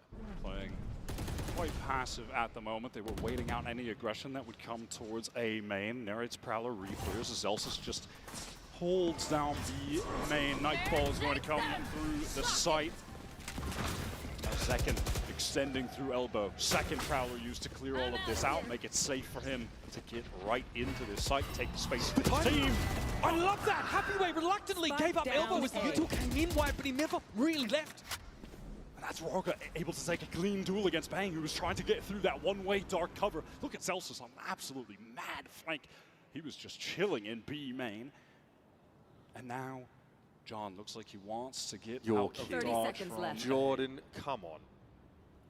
Into spawn he goes. Coconut with only a Sheriff. And he's got a sense that Zelsus could be somewhere close by. Perhaps not that close. Cyber Cage there for Zelsus. He might look to play around that neural theft also. John holding it down in mid, but time is short. They've got to get John out of mid. And he's brought down by Mini. Zelsus would have to try and salvage. He needs to find Raga, but he's run off. There's no chance for SEN in this round. He's just on the run with the movement. Catching off the spike in mid. John was operating slowly, a little hesitant to cross.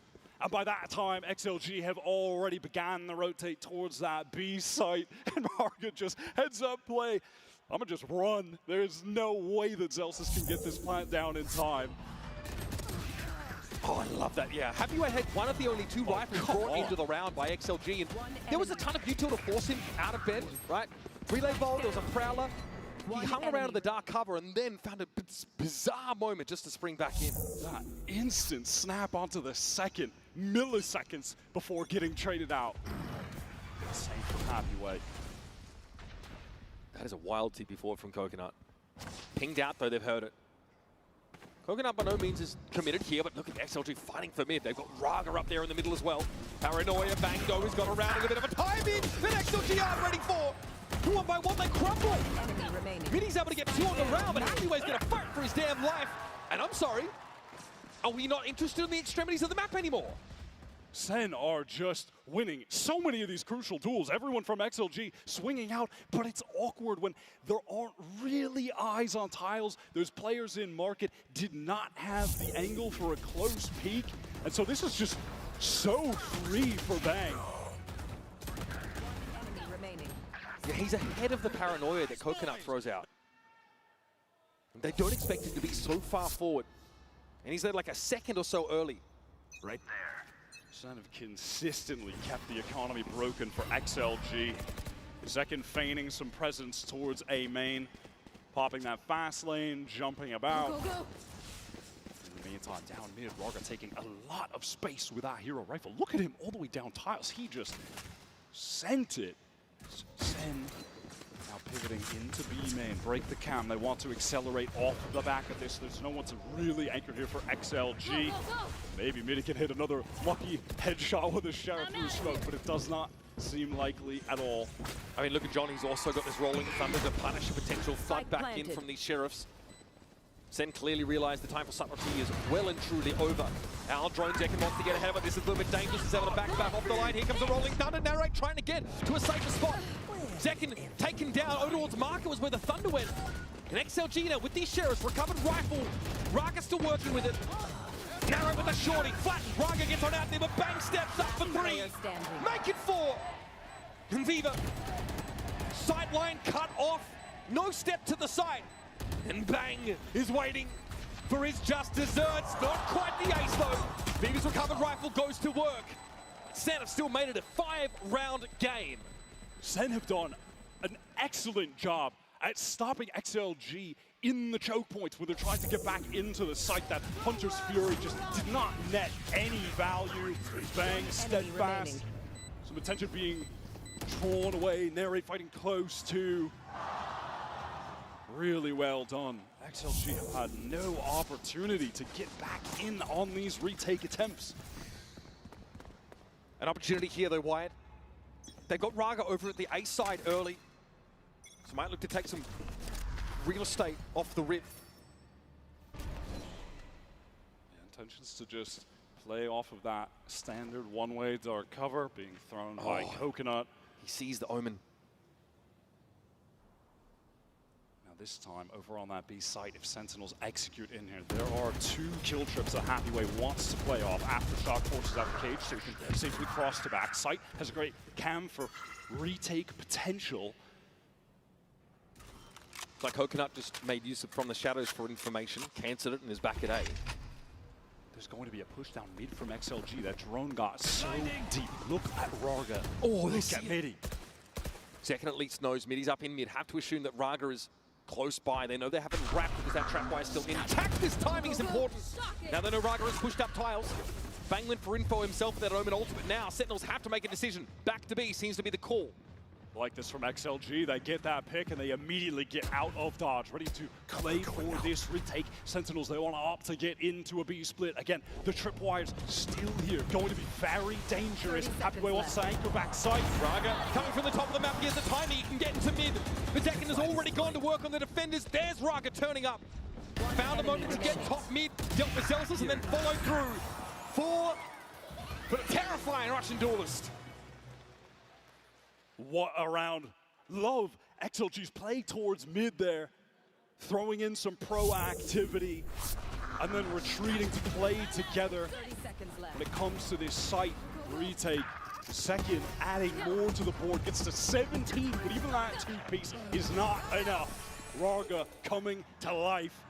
Happyway still able to maintain control of backside throughout 17. XLG can definitely hang, but they've got a bit of a deficit to work on now. SEN definitely in a position to buy for this round at least. This time they show a little bit towards A, where XLG characteristically make use of Raga to stave any push off. Shadows traveling.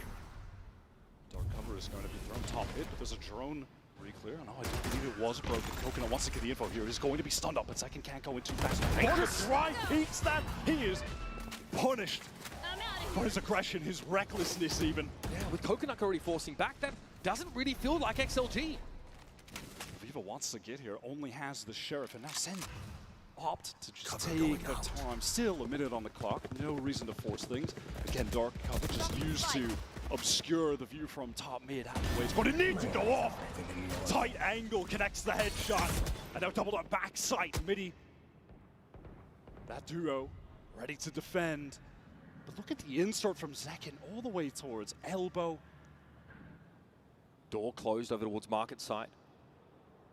Coconut not spotted on that flank. It's going to be John. He'll have used all his hands. It's an easy kill. Oh, it's the spike as well. Now he can refresh to one way. Paranoia comes in. SEN can't really afford to respect that. They've got to go for it. Zekin doubles back. At least deals with the Omen that gummed up the works.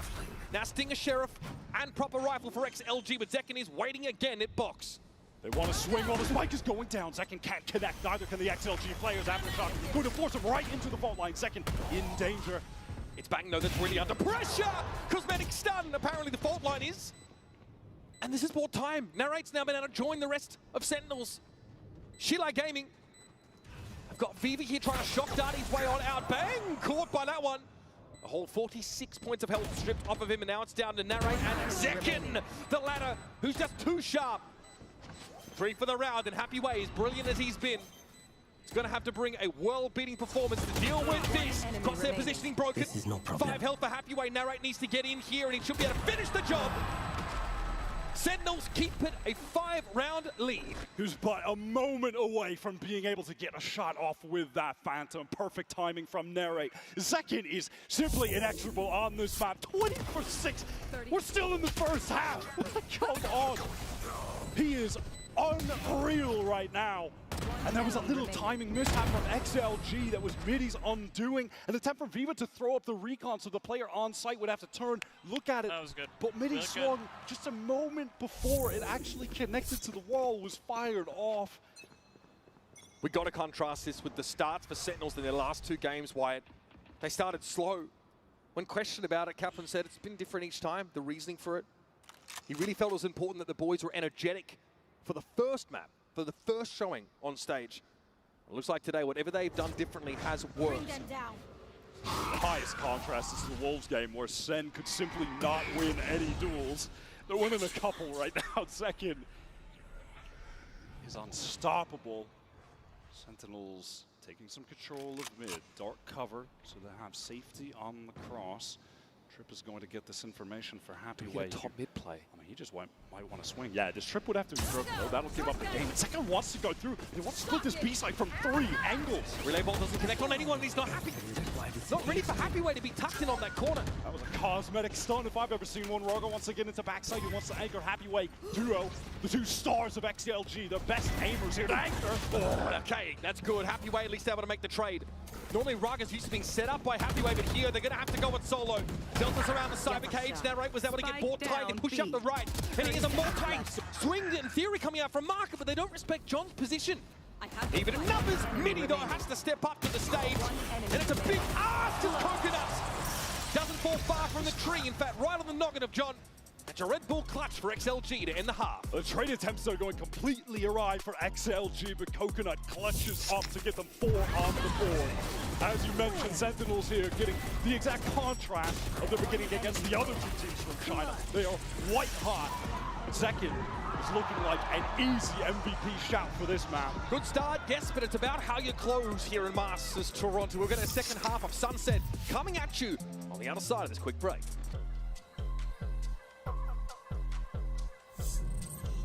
Face your death, cause you play a roulette with each step I progress, no less. Go ahead and place your bets, cause we know where we at, we know we top tier. Cause all the hate that you bring, we know it stops here. I'm taking off like a rocket here and stopping here. It's strange how they cannot see the future but see profit here. Wait up, we gon' always.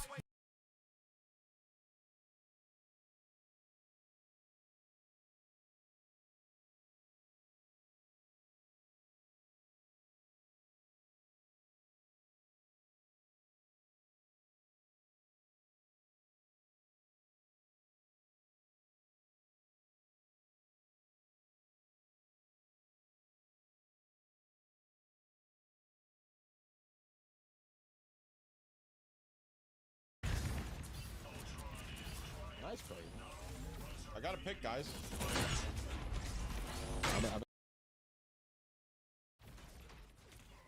Listen, I think we just listen. Is Storm open? What if you go Storm and speed independent? What if I just kidnap on the portal? Okay, do that in character, bro.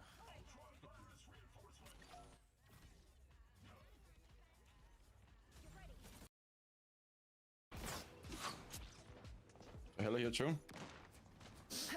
Hey guys. Then we just pick a target and we commit on it. Right here. I got one on me. You guys just win. You guys just win. Getting 1v1 by Luna right now. Okay guys, so I'm pushing forward. Hello one. Oh, dead. Yeah, it's nice. Good behind you guys. I'm good. I'm with you, Dustin. I'm coming. I don't think this is working, guys. Okay, guys, let's move together. Let's do something together. We're a unit. Bro, Andrew, shut the fuck up TP on point, with bro. the unit shit. Yeah, I'm gonna. Just TP on point. We're a unit, guys. Bro. Guys, group up. Don't let Penny cancel me, please. She's coming for you, bro. Oh.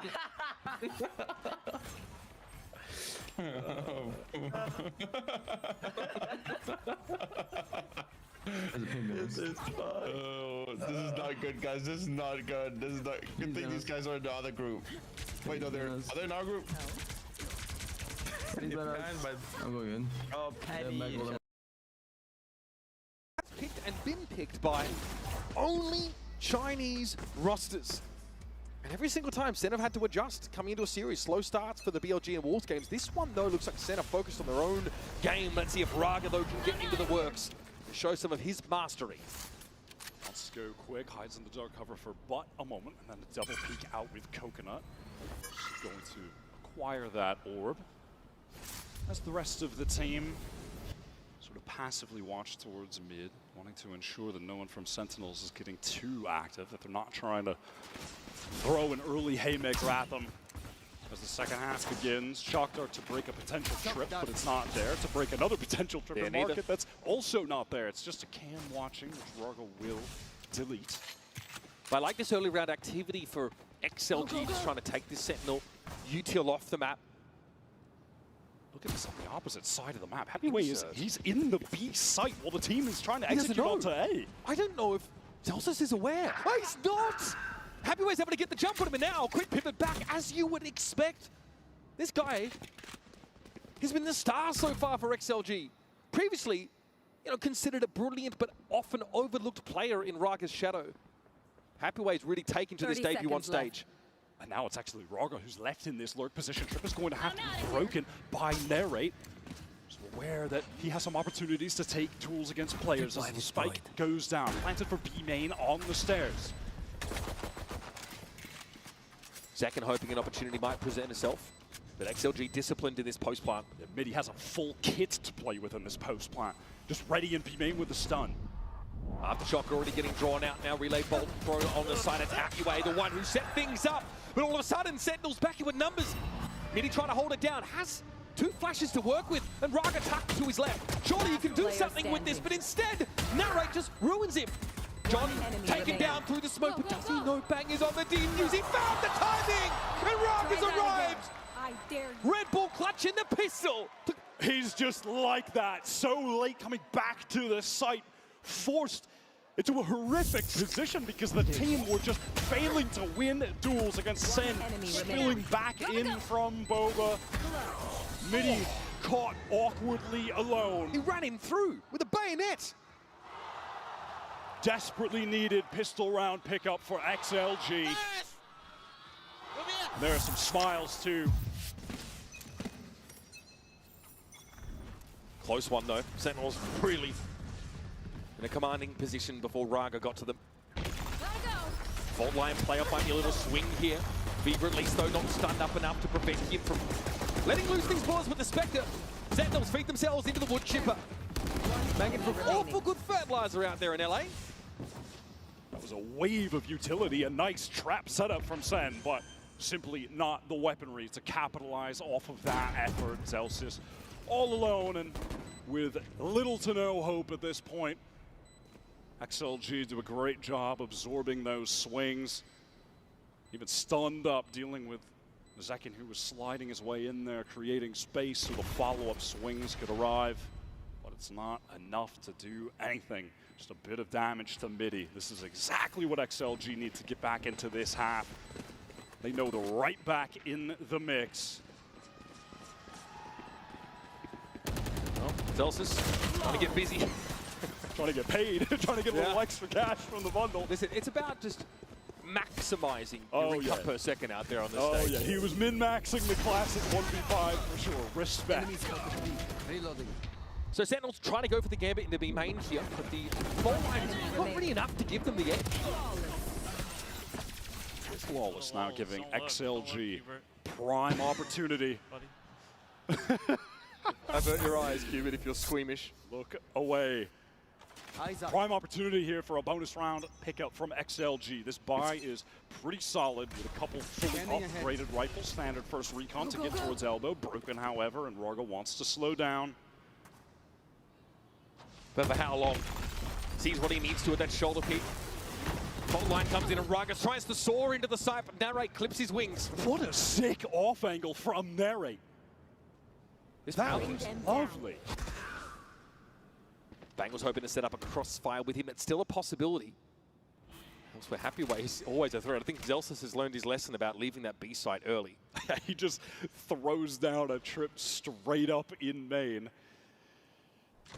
which are pretty easy to break now. You don't have to commit a paint shells or aftershock like you did on the very old version of Sunset. That's going to be taken out by Happyway, and now Zelsus has to fear a little bit, though that cam is going to cover the full cross. The one he's got thrown up in market as XLG taking their time, peeling away from A, working into mid. Zakin likely going to be in a 1vx scenario in a moment. Cam broken. Happyway working his way into B. I like that idea. Let himself be pinged, but the timing doesn't quite line up. Zelsus realizes, yes, yep, Happyway is here, as always. Able to get the better of him. Winning that individual fight out is huge. And this would be a pretty strong conversion on the buy round for Sentinels getting back into this half.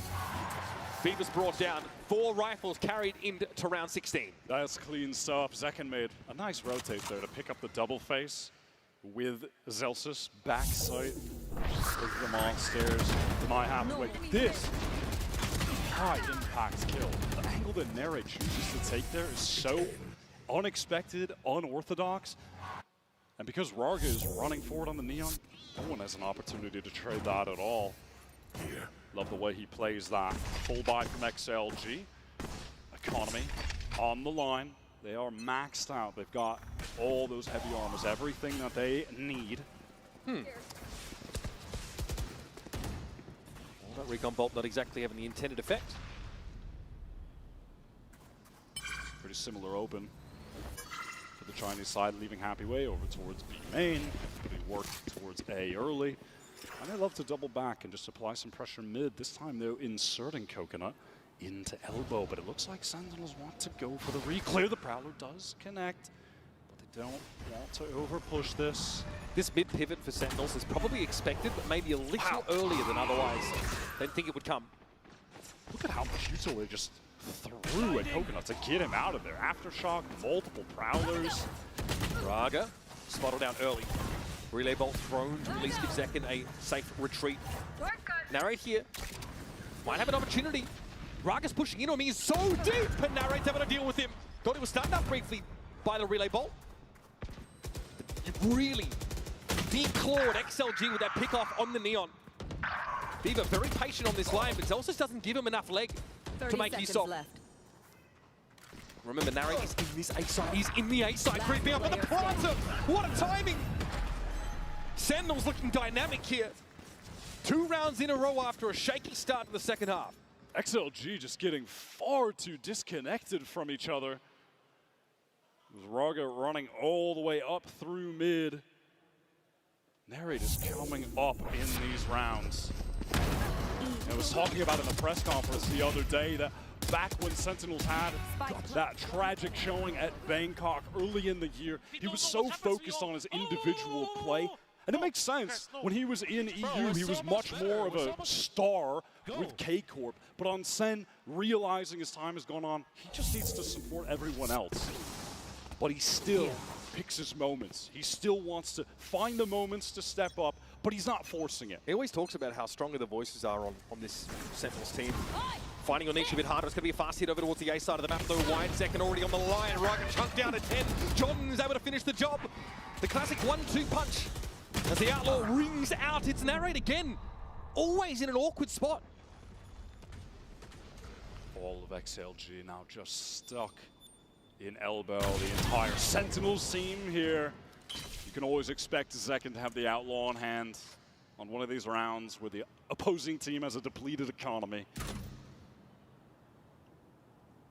Happy Way can only do this for so long. He still needs to help Midi get into the site.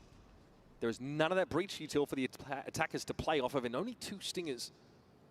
And a team on defense that is respecting them enough to hold these lines, not good chasing kills. Midi is just hoping that someone may overextend and push into elbow, but it's simply not going to be the case. The hope for XLG is going to be this next round, the full buy, where they have both initiator ultimates to work with. However, it's likely going to be the exact same case for SEN. Midi dealt with Happy Way. Now spotted out, and it's only a matter of time for him. John would love to get involved, and that's going to get him the Rolling Thunder. The next round looking to be explosive. And to be clear, this of course is XLG's map pick. It's a map that we don't really see anything of them prior, and have just started to see Sentinels pick this map themselves after banning it in their first game in Toronto. That was a ridiculous first kill from John. Just spam through the box and caught a headshot on Rarga. That is tough. Not the first time it's happened in this game. Happened there on the attack side, and Rarga was walking up for a swing in that same position. Timeout called here by XLG. You can see some frustration starting to bubble forth from Havoya. Realizing that, yes, Lotus is a great map for XLG. It's one that SEN are happy to pick into them. But I got a couple They're of really things hoping to to show do. us a little bit more on this Sunset. So far, it's been Happy Way, just opening up the map for XLG in the few rounds that they've been able to look dominant in. And that's really touching on one of the criticisms that has been levied against XLG during this run, is that they're too reliant on Rarga and Happy Way. And of course, the team were displaying fantastic team play, great fundamentals, and a consistency that the other teams from the region just weren't. When you think about the volatility of Billy, Wolves, their play styles.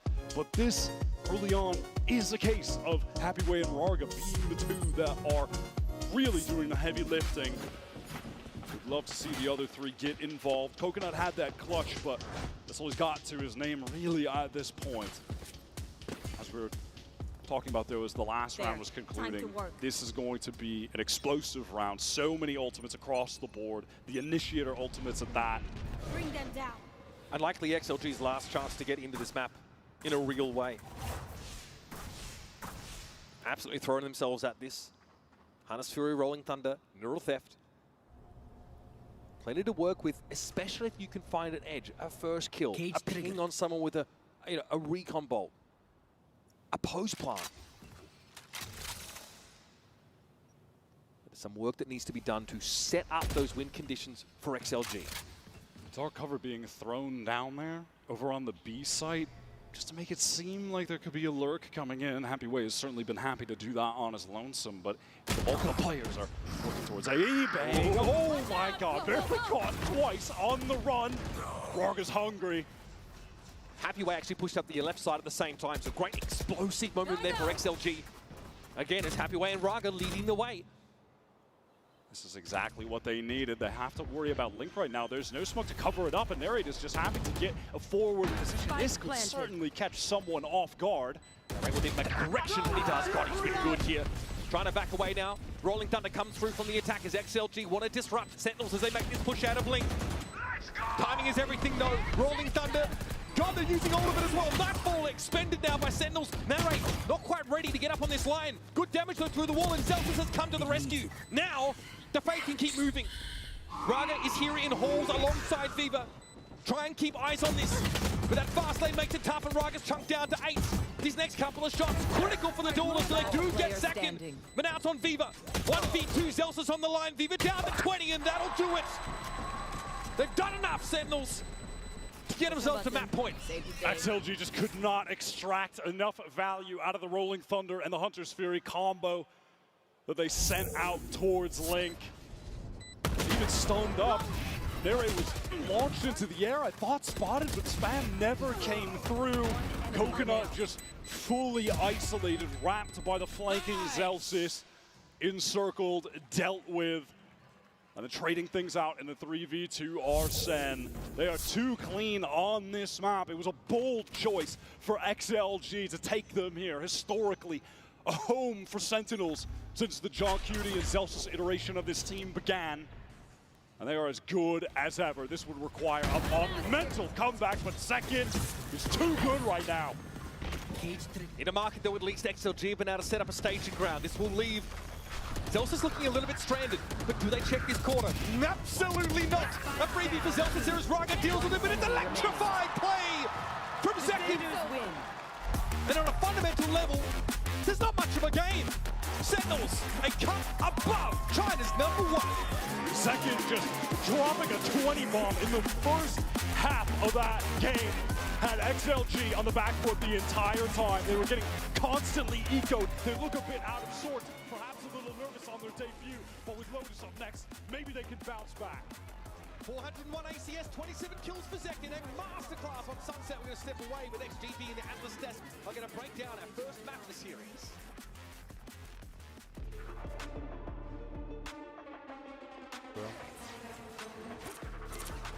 I'll swap off my ult.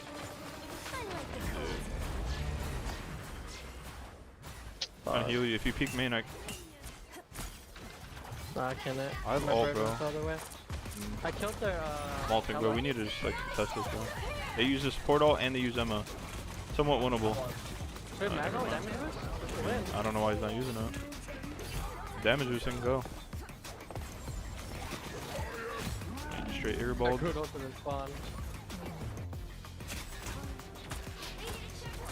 I don't know. Something's weird.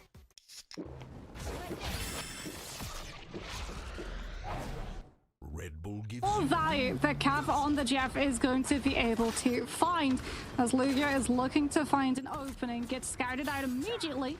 Smashing has also denied an angle to utilize the Supernova to instigate the fight. As Zerich Nasty hunting, searching for a way in. It's gonna be Winnie coming on through with the Psionic to force them away from that pressure off cover into the Torch Supernova, just connecting onto so many of these players getting stacked. But Crazy Kitty with the Galactic Legend, tiny sliver of HP, gets the full resource stack from Zenny and immediately goes right back up to full to stop Zeratanasti from picking up any momentum off of their opening. Not enough for an elimination. Neither team is finding the opening as in comes the Eternal Bond into the final judgment. Newton is melting through. That's going to be a soul rejuvenation from Zenny, who is melting here. Karmic Revival for the turnaround there, which will bring back everyone here. Karmic Revival, but Zeratanacity are still holding on to ultimates. Crucially, the last stand, one of the best ultimates to counterplay the Karmic Revival because everyone gets revived, stacked up, and Lugia is claws out, scratching down the entire force of Blood Carrier, who are going to be able to potentially drive this fight, but given the point flipping, we can see that Crazy Kitty is actually not going to go for the revive and will hold on to the cooldown instead. And with that, they're forced back to base. They still have Aya Bakamoto and the Psionic Seduction 60% of the way towards that Galactic Legend once again. At 80% of the way through the point compared to Zerotanasti's 20. This is still completely doable for Blood Cariuno, but they have to find an opening. That culling turret, Mind's Aegis, will prevent it from capitalizing as they try to deal with this very aggressive Canadian who is trying to find the flanks. Yeah, but Gainer is just going lower and lower and lower. Blood Cariuno are trying to base Zeratanacity into taking a fight out in the open so they can utilize the higher poke pressure that they have as a composition. But Smashnez on this torch has been able to build up another Supernova. Monkey's going to try and shut it down with the Psionic Seduction connecting onto the torch. Smash going lower and lower and lower and finally low enough to get Sen fully packing as Blood Carrier now with that pick should be able to find the flip. Great reaction from Monkey to hold down Lugia to prevent that burst and to try and prevent that torch from getting too much. Smash a swap to Strange. It is Zeratanacity going to try and hold on the overtime, but Galactic Legend, Soul Rejuvenation, and the Aya Bakamoto are available. But Newton, if they can just delay for that final judgment, which they will get, now they just need to get in there and pull the trigger. Leo gets pressured by the Punisher turret off of the angle. Crazy Kitty comes on through with the Galactic Legend. Newton at the same time sends out the final judgment, and it's cleaning house. Blood Cariuno might have had the resurgence from the Mantis, but the heal effects is not enough to stand up to snuff with that Punisher ultimate. And Zeratanacity will be able to find the fight win, but crucially, Leo is still going to have that Karmic Revival. They've got a couple of fights to play around with. They can just take this next fight dry, force Zeratanacity's hands, and then come back into that final fight. Ultimate's up. They're going to creep their way in here, looking at Zeratanacity. That's going to be the invisible boundary. They have the last stand here. Culling turret on the high ground. Going to get jeweled out here by the Star-Lord as Leo creeping in for the burst with those cosmic clusters. But they're already getting kind of melted there. Last stand, trying to burn on through. And Leo, with the extra soul bond, will keep the team topped up. They're holding here. Soul Bond has been used before Karmic Revival, though, so they could potentially get brought back up weakened. Zeratanacity have to be able to wrangle their forces. They know that these picks are likely not going to stick, as Cap actually comes through with the first onto Oasis. The Cloak and Dagger is dethroned. Zeratanacity going to be missing so much sustainability now. This is up to Lugia. The Wolverine with the passive steps onto point, tries to hold it down, keep it in play. Smash is also making it problematic for Blood Carrier to hold that position with the Pirate Prison as Leo invests the Karmic Revival on the other side of the portal. He can drop through now onto the other side, revive everybody on the opposing end of the portal, and bring them right back up to point before Zeratanacity can keep up the pressure and hunt the low HP players down. And that looked like a completely different team to the first round. Blood Cariuno mixing up the draft. They forced them off of the torch just due to how aggressive they were able to be. They've evened up the score, and we are now 1-1 on map number 1. We have Jeff. I'm so happy. We finally have Jeff, and it's not just for speed bubbles out of spawn. And like you said, it is working. Like, Jeff is able to keep up significant amounts of healing. The closer stacked up that you are, the more healing that Jeff is going to be able to provide onto multiple bodies, which in turn means that your Adam is going to be able to hold on to the healing snaps for themselves, as opposed to having to burn through all of them. A resource-based cooldown, if you have to burn that, then potentially you don't have it to save yourself, which means that the Adam would be vulnerable to that pressure coming out from either the Torch or the Punisher. So they're doing a very good job of alleviating that particular stress for Leo to have to deal with. They're sticking with the same draft because if it ain't broke, why fix it? And Cass has its Jeff right at the back, and again the portal engage every time for Blood Karyudo and the Psionic Seduction. They are coming out swinging. Yeah, Zero Tenacity going to be trying to retreat over towards point side, but they still get caught. Winnie goes down before this boundary can come on through, and that's going to clear the way for Galactic Legend.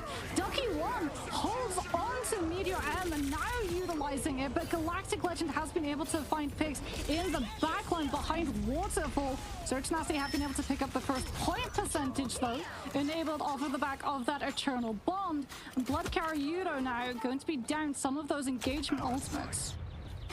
A little bit of a split there, forced out of Blood Karyudo. Zero Tenacity able to isolate too many members. And while Crazy Kitty did protect the Jeff, they just were so outnumbered by the end. Culling Turret gets wiped out, and Newton backing up to the more defensive position. Winnie going down early in that fight has the silver lining of giving Zero Tenacity still a strategist ultimate. If this boundary is going to be coming into the mix, they have to be worried though about Gainer with the Eye of Agamotto. If there's enough damage off of that Maelstrom, it will be able to punch through the healing of that boundary as Blood Karyudo take the fight all the way to the point, try and force Zero Tenacity into opening up around that brawl. But you can see Smashnaz on this Torch playing expertly around all of the cover the tree line provides as Luvia finds a huge last stand, pummeling through Blood Karyudo's entire team line, and that's going to be the triple res comp sent packing. Zero Tenacity are locked in, and we're seeing the slight issue with this come from Blood Karyudo. Everyone's trying to heal each other, so they do stand quite close to each other at times, and just how long it takes for Adam Warlock to charge up that Karmic Revival. He's still only on 87, now 89, 90% after landing that Cosmic Cluster, but they've been through multiple fights. Now it's 73% already. Soul Rejuvenation dropped extremely early. Mantis is running in, charging Eye of Agamotto into the backline, but no one is protecting the backline, and they just ran straight past Smash, who's able to pick up a counter elimination, but it is 3 for 1. Yeah, Leo is down, so no Adam, no Soul Bomb. Blood Karyudo will be able to pick up the point for the first time at least, and Gainer will be able to remove the Wolverine from play. But you're incredibly concerned now about Smashnaz and the Supernova coming on through from the other side. Ducky 1 as well is going to have that Meteor M to absorb the Galactic Legend pressure coming on through from Blood Karyudo. We might see a defensive It's Jeff from CAF just to absorb the pressure that Zero Tenacity can expect with the duelist ultimates.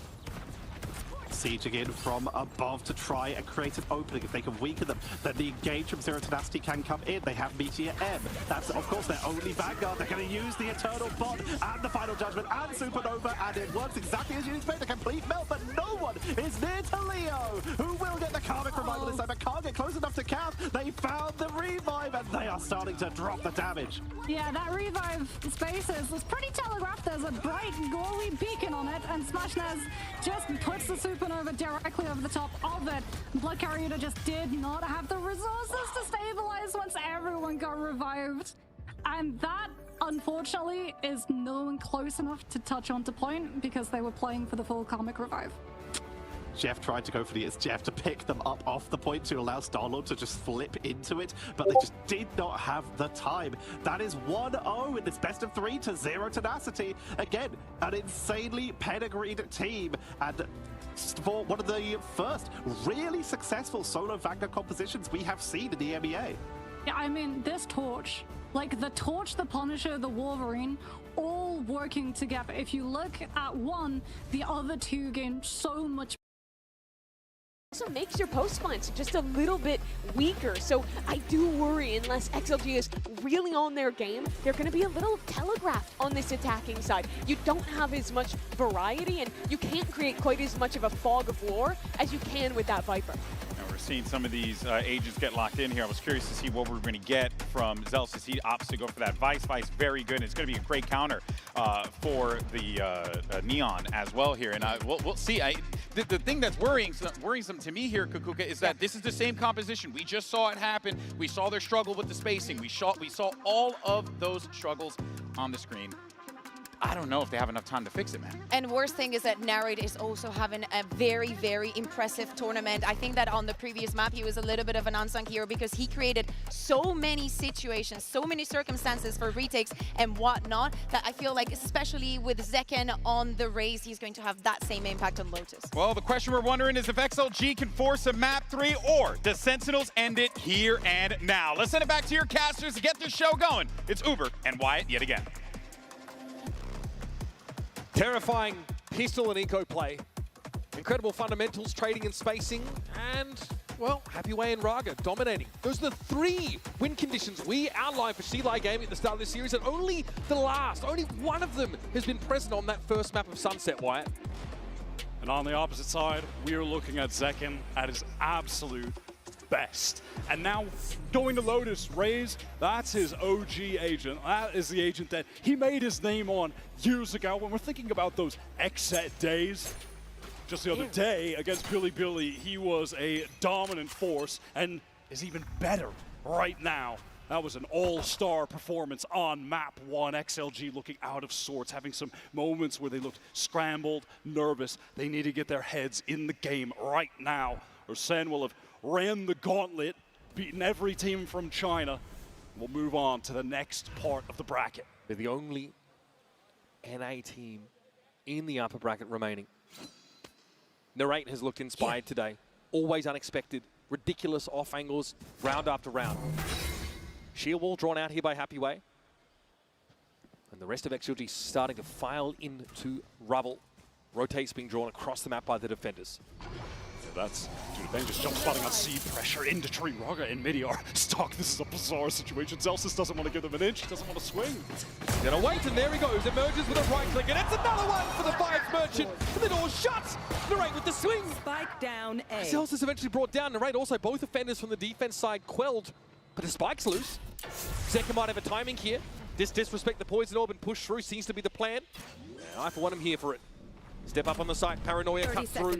Happy Way tucked along with Coconut. This paint shell definitely going to rattle the cage a little bit. There it is, Happy Way brought down by it, but Coconut and John. The one-way being respected. John swings while Paranoid, and Coconut salvages the round. There's some momentum for XLG. Disastrous open, pushing into Zelsis. Tucked back tree. Can't get the trade after Raga presses forward. I believe that was the patented Zelsis Arc Rose in the top right that gets the blind onto Midi. Zekken had a lovely nade there towards the end, but it was just John stuck in waterfall that entire juncture of the pistol round. No HP, cut off by the dart cover one way. Brilliant start. 6-1 are XLG on this map in VCT China. Definitely their best, but I mean, Sentinels have already handled BLG and Wolves. That being said, they've shown a lot. XLG should be very prepped for this, and as bold as we called it, for them to pick Sunset into SEN, it's bold of SEN to pick this into XLG. This is right at the top of their pool. That is Kaplan pitting SEN's best pick against that of XLG. We have a dual Marshall take on this round. Okay, he is a wrench in the works there over at Rubble. Also confirms there's only 1 to 2 players, so SEN have every reason to stay here on the C side of the map. Viva got right out of that drone to get the trade. A lot of noise here being made by Raga, going to open the door as well. Just try and keep the focus of SEN towards C and B, where they've been gamble stacking this entire time. As Viva on the opposite side of the map has been able to control the rubble area, hasn't been pushed. This is an easy rotate. Call into the very vacant site. And SEN are just going to play catch up here. And I know we mentioned it a couple times, but I don't think it can be overstated how different XLG's showing on this Sunset map has been from their play in the lead up to this tournament. The same play that qualified them. Online, they never fought alone, had great setups, were always on a crossfire, or at least a good spacing double swing scenario. Can they find their footing here? There. They don't have much time to get it together. And you really saw Rarga online at his best playing that. Yoru especially, Chamberon's occasion as well. The Neon was so disconnected from the team on Sunset. That has to be rectified. Being here on Viva, SEN trying to get some bang for their buck at the end of the round. 2 kills for the defenders, but XLG get off to a good start on this attack side. SEN elected to start on defense here. Happy to collect a couple kills over to their initiators, but as far as early ultimates go, it's Zelsis close to that Steel Garden. He's able to just get an easy little right click to open things up here. Let's go, we win pistol, bro, let's go. Hype, hype, hype. Let's go. Locking in, getting excited. Rarga has the Vandal into this round. Let's see if he can do something with it. Early recon to get out into rubble. Second wants to escape the baby door. Pick up a bit of a safer angle after that pressure comes through. He immediately bailed. I think seeing the fast lane made him feel like he was not well equipped to take that fight head on. Important round to convert on for Sentinels. Great start. Look at that pop out of B, and there's 2 players sat on that line. Coconut and Happyway out of the game. Once again, another player doubles off the line. Bang gets out, realizing that Raga's coming for him now too. I'm sure XLG wanted to get towards B, but realized they just have to get into A fast after all that. Planted. Fighting occurs in main. A lot of damage done to Narrate in second. Perhaps if they had real weapons, those would have just been straight up kills, but maybe the low HP could be enough for XLG to get back into this. Sees in towards Pit. That is definitely going to catch on the midi, decaying him down, holding in place, and so Viva gets overwhelmed. No chance for midi to try and trade there from lower Pit. Gonna have to be a fast play now here from Sentinels. When Midi tries to gum up the works, it's Rarga dealt with. And Sentinels give XLG just enough rope to trip themselves with in that round. Giving some space, waiting to double or triple up. Very nicely handled, that pace coming in from the attackers. Yeah, there are multiple players stunned up. And that fault line comes through from Midi for Viva to try and swing off of here. Look at that. 3 of them, in fact. Really hoping there would be maybe 2 players up there. Certainly not 4. One of them is able to get out of the way of that fault line. And honestly, SEN with such a clean play into the XLG bonus have pretty even footing now into this round number 4. Steel Garden, developed by Zelsis, someone you mentioned was pivotal on this map and their run to playoffs. Already been showing a little bit of that magic. Yeah, as soon as he picked up the Vice, even back in kickoff for the run to qualify for Bangkok, Zelsis was putting up some of the most impressive maps we have ever seen from him. Statistically speaking, it was Lotus, it was Vice, Rarga making his presence known. XLG do a good job of getting this wall procced very early into the round. Not able to deal with the thorns that are littered across that C site, but at the very least that will keep Zelsis feeling threatened as things progress. We've seen how hard it is to sort of trigger that wall without, you know, like a Yoru clone or something similar with these Neon comps. You do risk that little shoulder peek out on the seat. And now it's time for SLG to double back and return. Razorvine caught Rarga briefly. He'll be able to regen up some of that shield to get onto the side. Once again, SEN are going to allow for this, Wyatt. They want the full retake behind the Steel Garden. It's going to be ripped right now. Rarga's pressed up very far forward, and with these weak weapons, it's just all too easy. John and Zelsis combined for 4. Finally, Midi will have access to his weapon, but not before Narrate cuts him to the quick. Sentinels very quickly dropped pistol. They have evened up the game. Outrageous value from the early Steel Garden that Zelsis got access to. As this round closes out, Zekin doing enough to earn his showstopper as well. So advantages continue to cycle for Sentinels. Can't be mad at XLG trying to get some point space. That is always a win condition when you're getting the spike down on C. No gun, no But they're gun, no not gun. able to push far enough to get out of the steel garden. They didn't have an opportunity to retreat to a little pocket that was on the edge of halls. So ultimately dealt with so easily as they just have classics in that scenario. Another valuable defense side round for SEN. They feel like they've worked 2 attack side rounds on this map sometimes. Zekin sees enough. Draws a beat on Coconut with the showstopper, and that's the Omen gone. No more control util for XLG to get into any of these sites. Means they can't cover off stairs, they can't cover off B upper. They can't smoke for a safe trigger of the sheer wall on C either.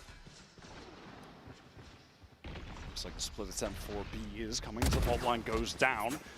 Nothing to cut off Heaven. Raga, does he want to push for more? Going to slide across, trying to get someone to swing off of him. Relay Bolt decent, forces Sen back. Spike down. But they can't stall the relay. They don't have any dark covers. Rolling Thunder though comes out. XLG hoping to fight with it, but there wasn't really an opportunity. Decken gets in there, down by Midi Stinger, and then Shorty, yep, will get the job done.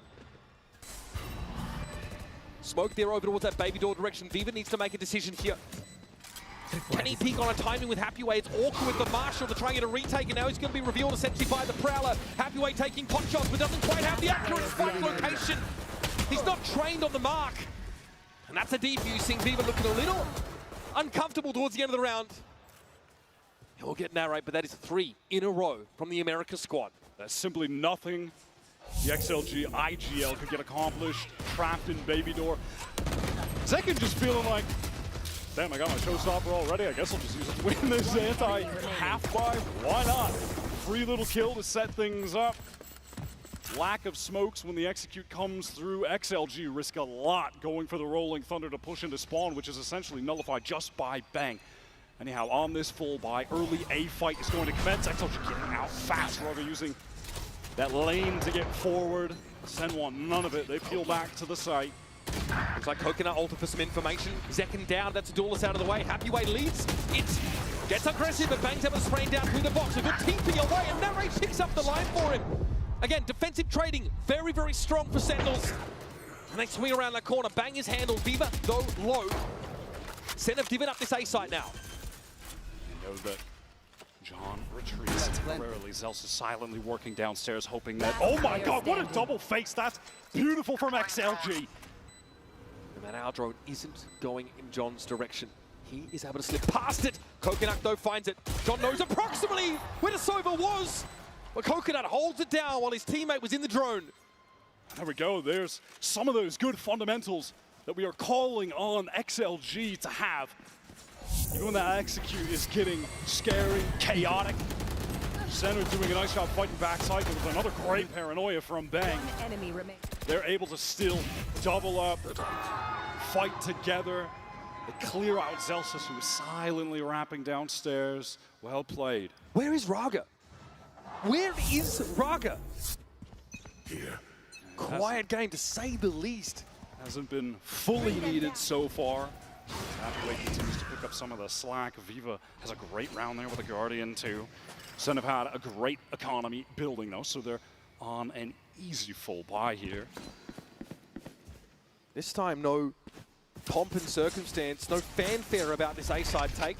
XLG are allowed to simply walk up. Lightball could come out from there and stunned up. He's got to get right across to the side. They know he's here. Zelsis gets the drop on him. And the Razorvine means that nobody can follow up on the Neon. Oh, God. No one is looking in Narrate.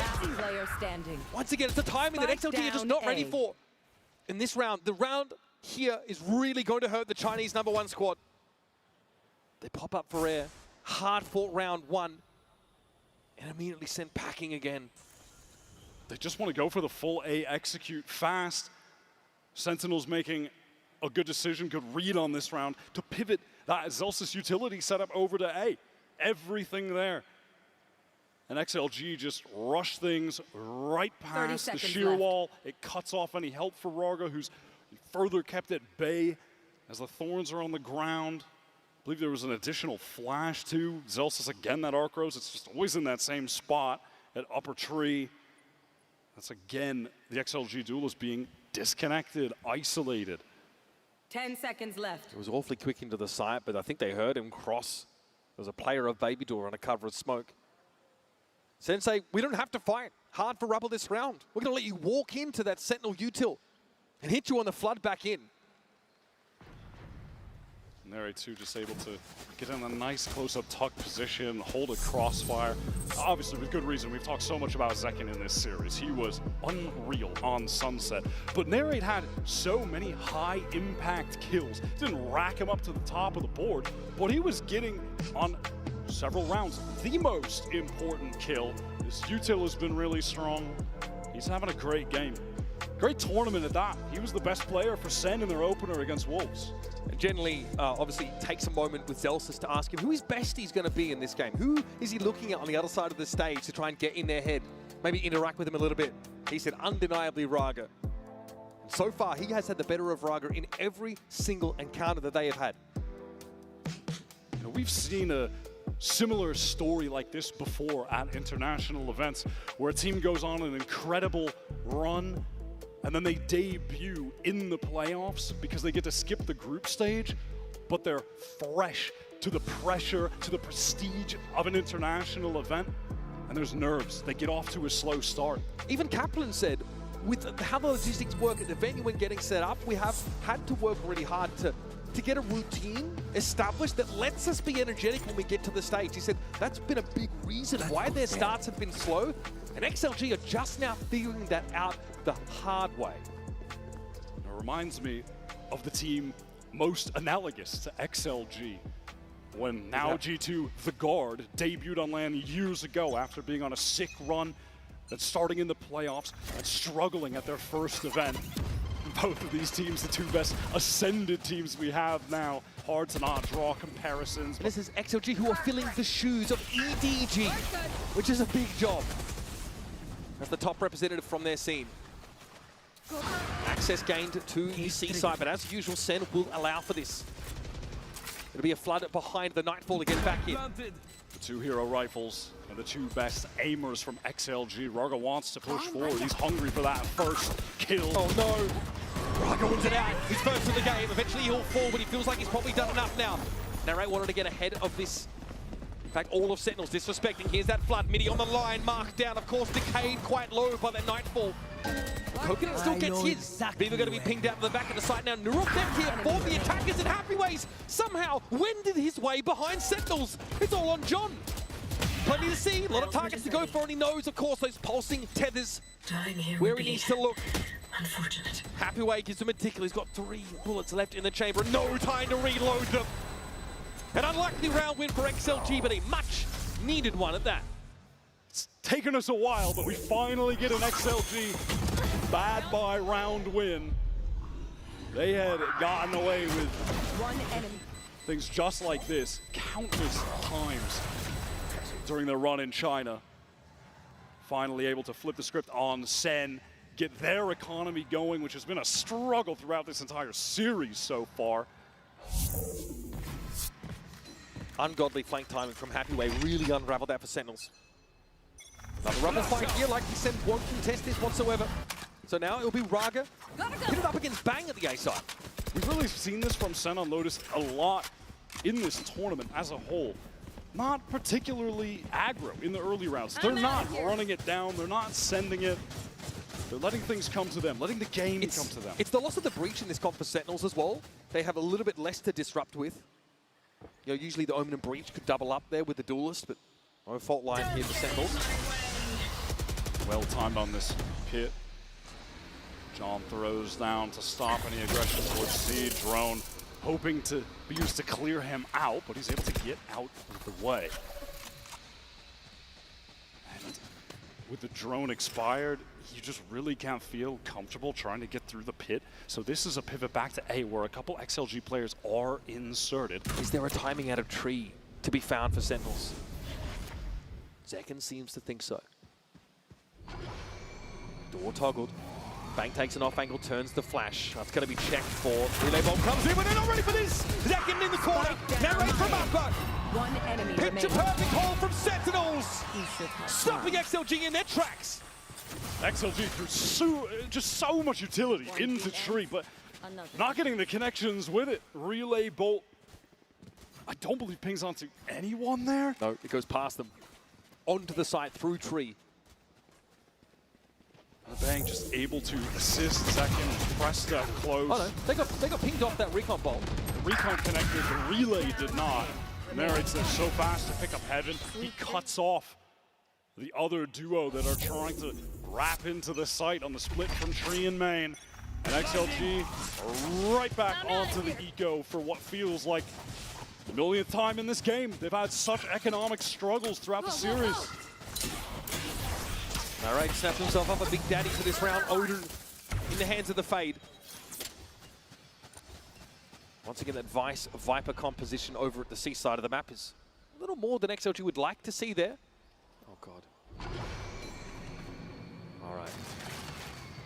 Thought Marshall was going to blow some minds there. What can Zekken do here? XLG trying for a bit more of a meticulous approach to this bad buy. Great crosshair with Raga, then follow up on it. Zekken, though, gets out. He can sniff that something isn't right. Paranoia comes in, but he spaced this out a little bit with his own paint shells. Bought time now for the rest of the defenders. Hunter's Fury deployed onto the map, and XLG have unfettered access now to this B site. John will be forced away by this aftershock. With some great util from them to get in. Heads up hot from Narrate. We'll get the positioning of Happy Way. The one hero rifle for XLG will have to come up huge with a flank timing, something. The Paranoia, maybe a seize to let them flood in behind, but they don't have the brim, or rather the breach flashes to work with. So far, so good. Still weaker weaponry for the attackers. Paranoia connects. Narrate deals with Happy Way, and Viva now takes some pot shots in through that smoke. John has to get on the defuse, but Coconut's already found some damage. A better weapon, maybe. It's half. John will be protected by Zekken. 6 defense side rounds for Sentinels. Have to make the coaching booth pleased. It doesn't get much closer than that. John down to 1 from the shock dart that came through. Had to get off before he could actually hack the spike.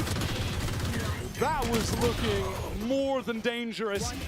It seemed that XLG did enough, but Zekken stepping up. 2 isolated 1v1s. XLG not swinging together in that moment. Looked like Viva just couldn't get out wide enough through door, perhaps. Pretty disastrous, so winnable. Slips through their grasp. They've got a full buy. They've got a rolling thunder. SEN actually throw a more decisive A-side variation. A bit of rebel presence. It doesn't pan out though, XLG or elsewhere. They've got so much, a veritable ton of util to try and fight through it again. You're sliding past the shield wall. Where's the backup supposed to be for Raga? Early in this half, they were able to get rid of those walls and then work the map, try and go for an execute late. These fast hits are just not going to pan out when you're not getting accurate information on the Vice. You just cannot run into Zelsys setups like that. Are they assuming that Zelsys is at A again? There's no attempt to force that wall out. Being forced to teleport away now, so XLG are going to get a bit of control towards Rubble. 40 seconds or so left on the clock. Still rolling thunder in hand. Will there be an opportunity to even use that to try and get back in this round where they're at a man disadvantage? 30 seconds left. They want to pivot back to C. There's still so much util here. Happy Way tries to find a timing. He does get in first, clears out some of the thorns. Paint shell could end him though. Nope, Zelsys gets to a com-level flank play from Happy Way over the course of this map, but too low to do anything there at that site. And that's a save here for XLG, whichever way you slice it. They'll have high hopes to make use of this Rolling Thunder overdrive couple in the last round of the half. That's going to be their only hope, as the cash is lower than low. Raga is going to need to step up this overdrive. He has been so disconnected from the team. It's resulted in his 10 deaths at the moment. This was an issue on Sunset that simply had to be fixed on Lotus. But XLG's willingness to rush some of these hits to try to get in quickly is on 2 occasions on buy rounds, just ultimately ended up in their demise. This is it for them. Raga has the Bucky with the overdrive at that. They're getting out fast on A. It's Bang actually who's picked up the Odin right now. No Haunt pings though, nothing yet to play off of. They have dodged the Prowler that Nerek just sent to get some info, so perhaps some false information. XLG, they want to contact off the back of that Prowler, not connect to press up a bit far forward. It's a baby door. They want to get into this big site right now. Rarga going forward with the overdrive. Vulnerable up. Can he even find a target? How deep does he want to push? John still respects it. They try and set up a multi-phase situation. Rarga down to 49. He's got himself 2. And that's going to have to be enough. Joe's up for second. Fire. Oh, man. And the paint shot. He's doing it all. Not only does he stop the plant, but that's the Rolling Thunder gone. Now Coconut trying to figure out if there's a way to make use of this from the shadows. And instead he goes to the Shadow Realm. Second and Bang are in no hurry. That's out to Happyway, who's definitely been the most inspired component of this XLG outfit to try and make this respectable 5 rounds in this first half. 30 seconds can get this plant down safely, which he does. Will have an opportunity to throw that neural theft. There we go. He knows where to look. Now sometimes even if you know what's coming, doesn't make it any easier. He's second with 3. And SEN complete yet another 8-4 half on a map they themselves chose, knowing full well that it was XLG's best battleground. 2 of the rounds, XLG earning the pistol and initial anti-eco. By the way, the gun rounds dominant from SEN. They are playing so well today. Got a quick break here, a chance for XLG to take their breath, and they need it. Stick around and see if this Chinese team can find their feet and composure after this.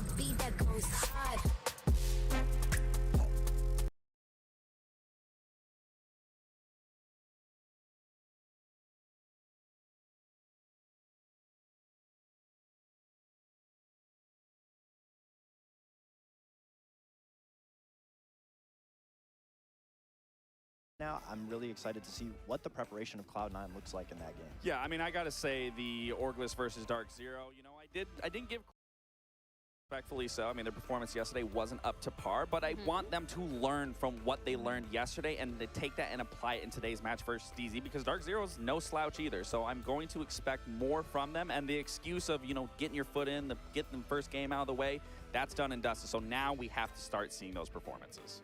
So when it comes to every single one of these teams that are maybe newer or have newer rosters or first time here in the NAL, that's what we want to see, right? We want to see them not be nervous anymore. We want to see them hit the ground running. Because at the end of the day, like, you got to get as many points as you can to be in the top 4. Yeah, it's all about the improvement at the end of the day. For the teams that aren't expected to be at the top, you want to get some upsets, take away points from other teams, but at the same time, learn. We want to see the improvement on issues that we see in the previous days get better as time goes on. At the end, that's all we really want to see.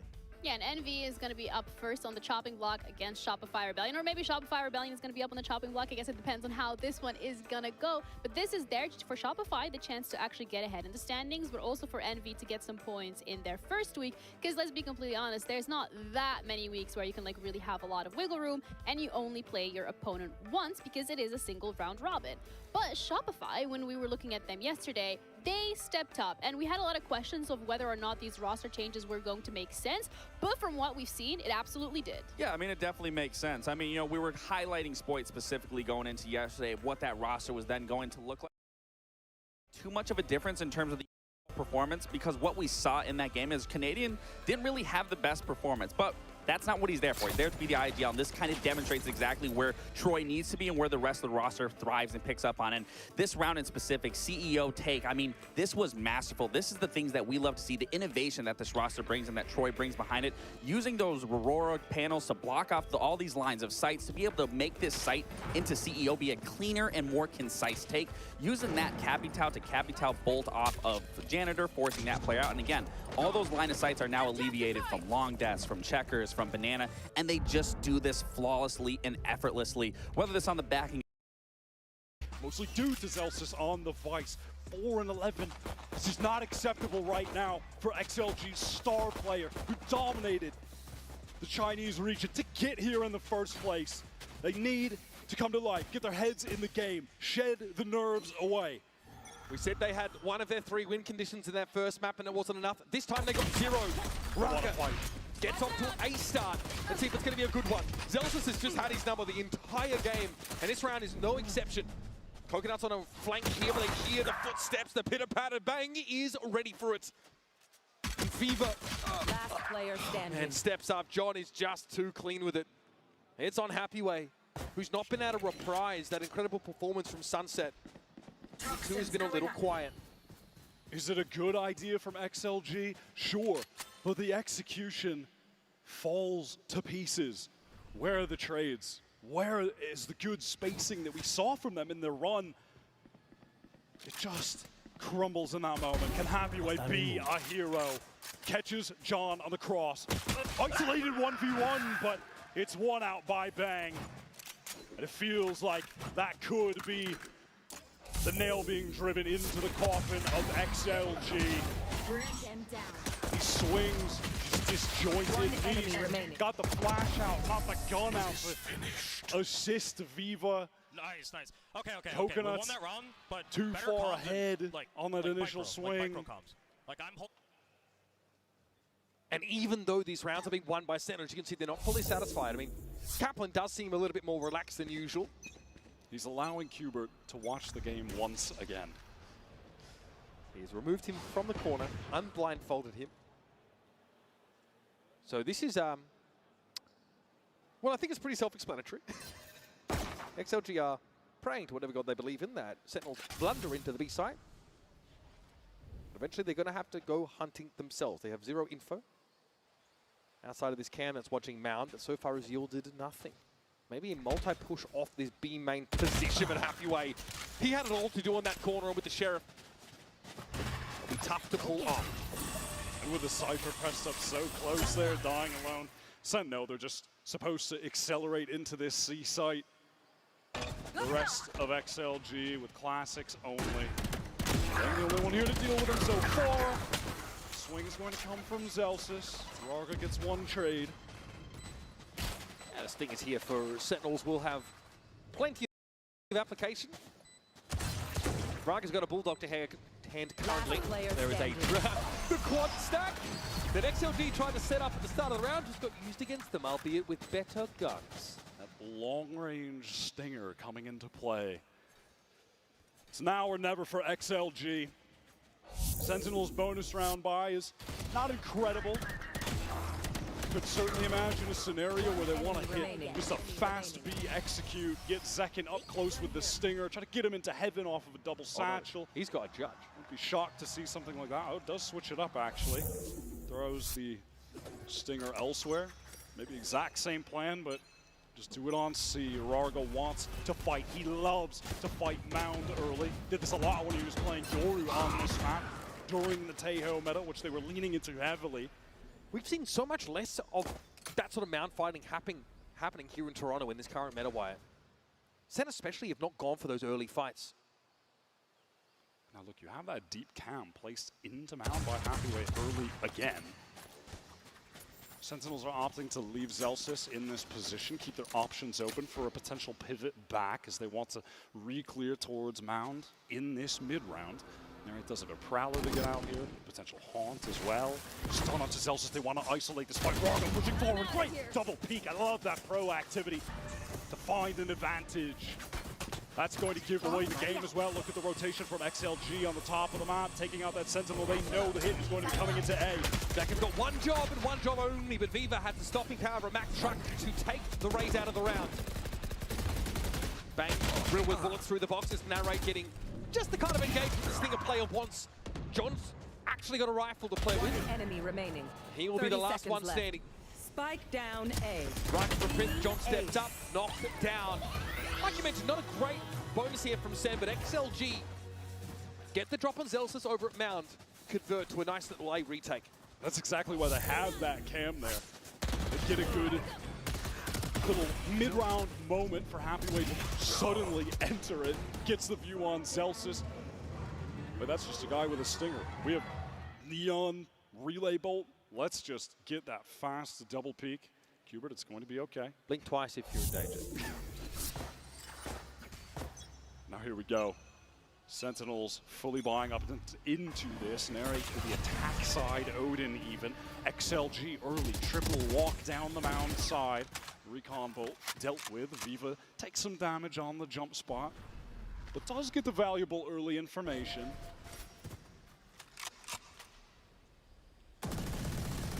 XLG, yeah, I mean, this mount position can be effective if you are able to scale off of it. But there's a sheer wall that Zelsus can use to watch for that kind of push behind Sentinels. It will let them know at least in advance that they have a timer against them. Narrate pinged out, so he needs to back away to the safest spot possible. Still waiting. Got the Odin here, so definitely want to work as many of these corners as possible. In fact, the B side was just the one for that. This door toggle, Zelsus has to call this quickly. He's able to avoid the paranoia, but he doesn't want to take this fight. They've left second all the way over a tree on A, by the way, as they're trying to get him stuck. Rago, again, able to find an opener. And it's a pivot back as Second is just taking this forward position. Can Hathaway catch him? Yes, he does. Second shot in the side. Sen here making a couple of rough assumptions. And Narrate is getting involved here with the Odin. No one getting pinged out by that recon. Bang with a smoke on upper, but still no plant. That spike is loose. This is XLG just taking his time, ready to pounce when the spike gets tapped. 15 seconds left. Playing close, and Raga. That is a full Ferrari pick there for Nang. 10 Nicely seconds. Jump. 7 seconds left. Still needs to be applied at some point. John taken down by Coconut. Off that push from stairs. And it's all on Bang. Bulldog with Midi and Viva standing in his way. Wraps around, but XLG are doubled up there. They're willing to take 1v1, but Bang's not going to give him the bloody choice. 4 kills for the Red Bull clutch. And then once again, grasp at the next round of playoffs. XLG just cannot be giving that away this late in the game. Bang, that initial kill, the paranoia into the swing on Raga at Waterfall to bring it into the 3 versus 3. As Coconut just swings onto him a little bit early before the players from Heaven could descend into the site. Doesn't wait to play off the fault line or the flash, and he's punished for it. I think this is, frankly, the best map that Bang has had so far in this tournament. XLG are in so much danger. And at a moment that felt unlosable, there were only 15 seconds on the clock. And now Sentinel's expecting some form of reprisal from XLG.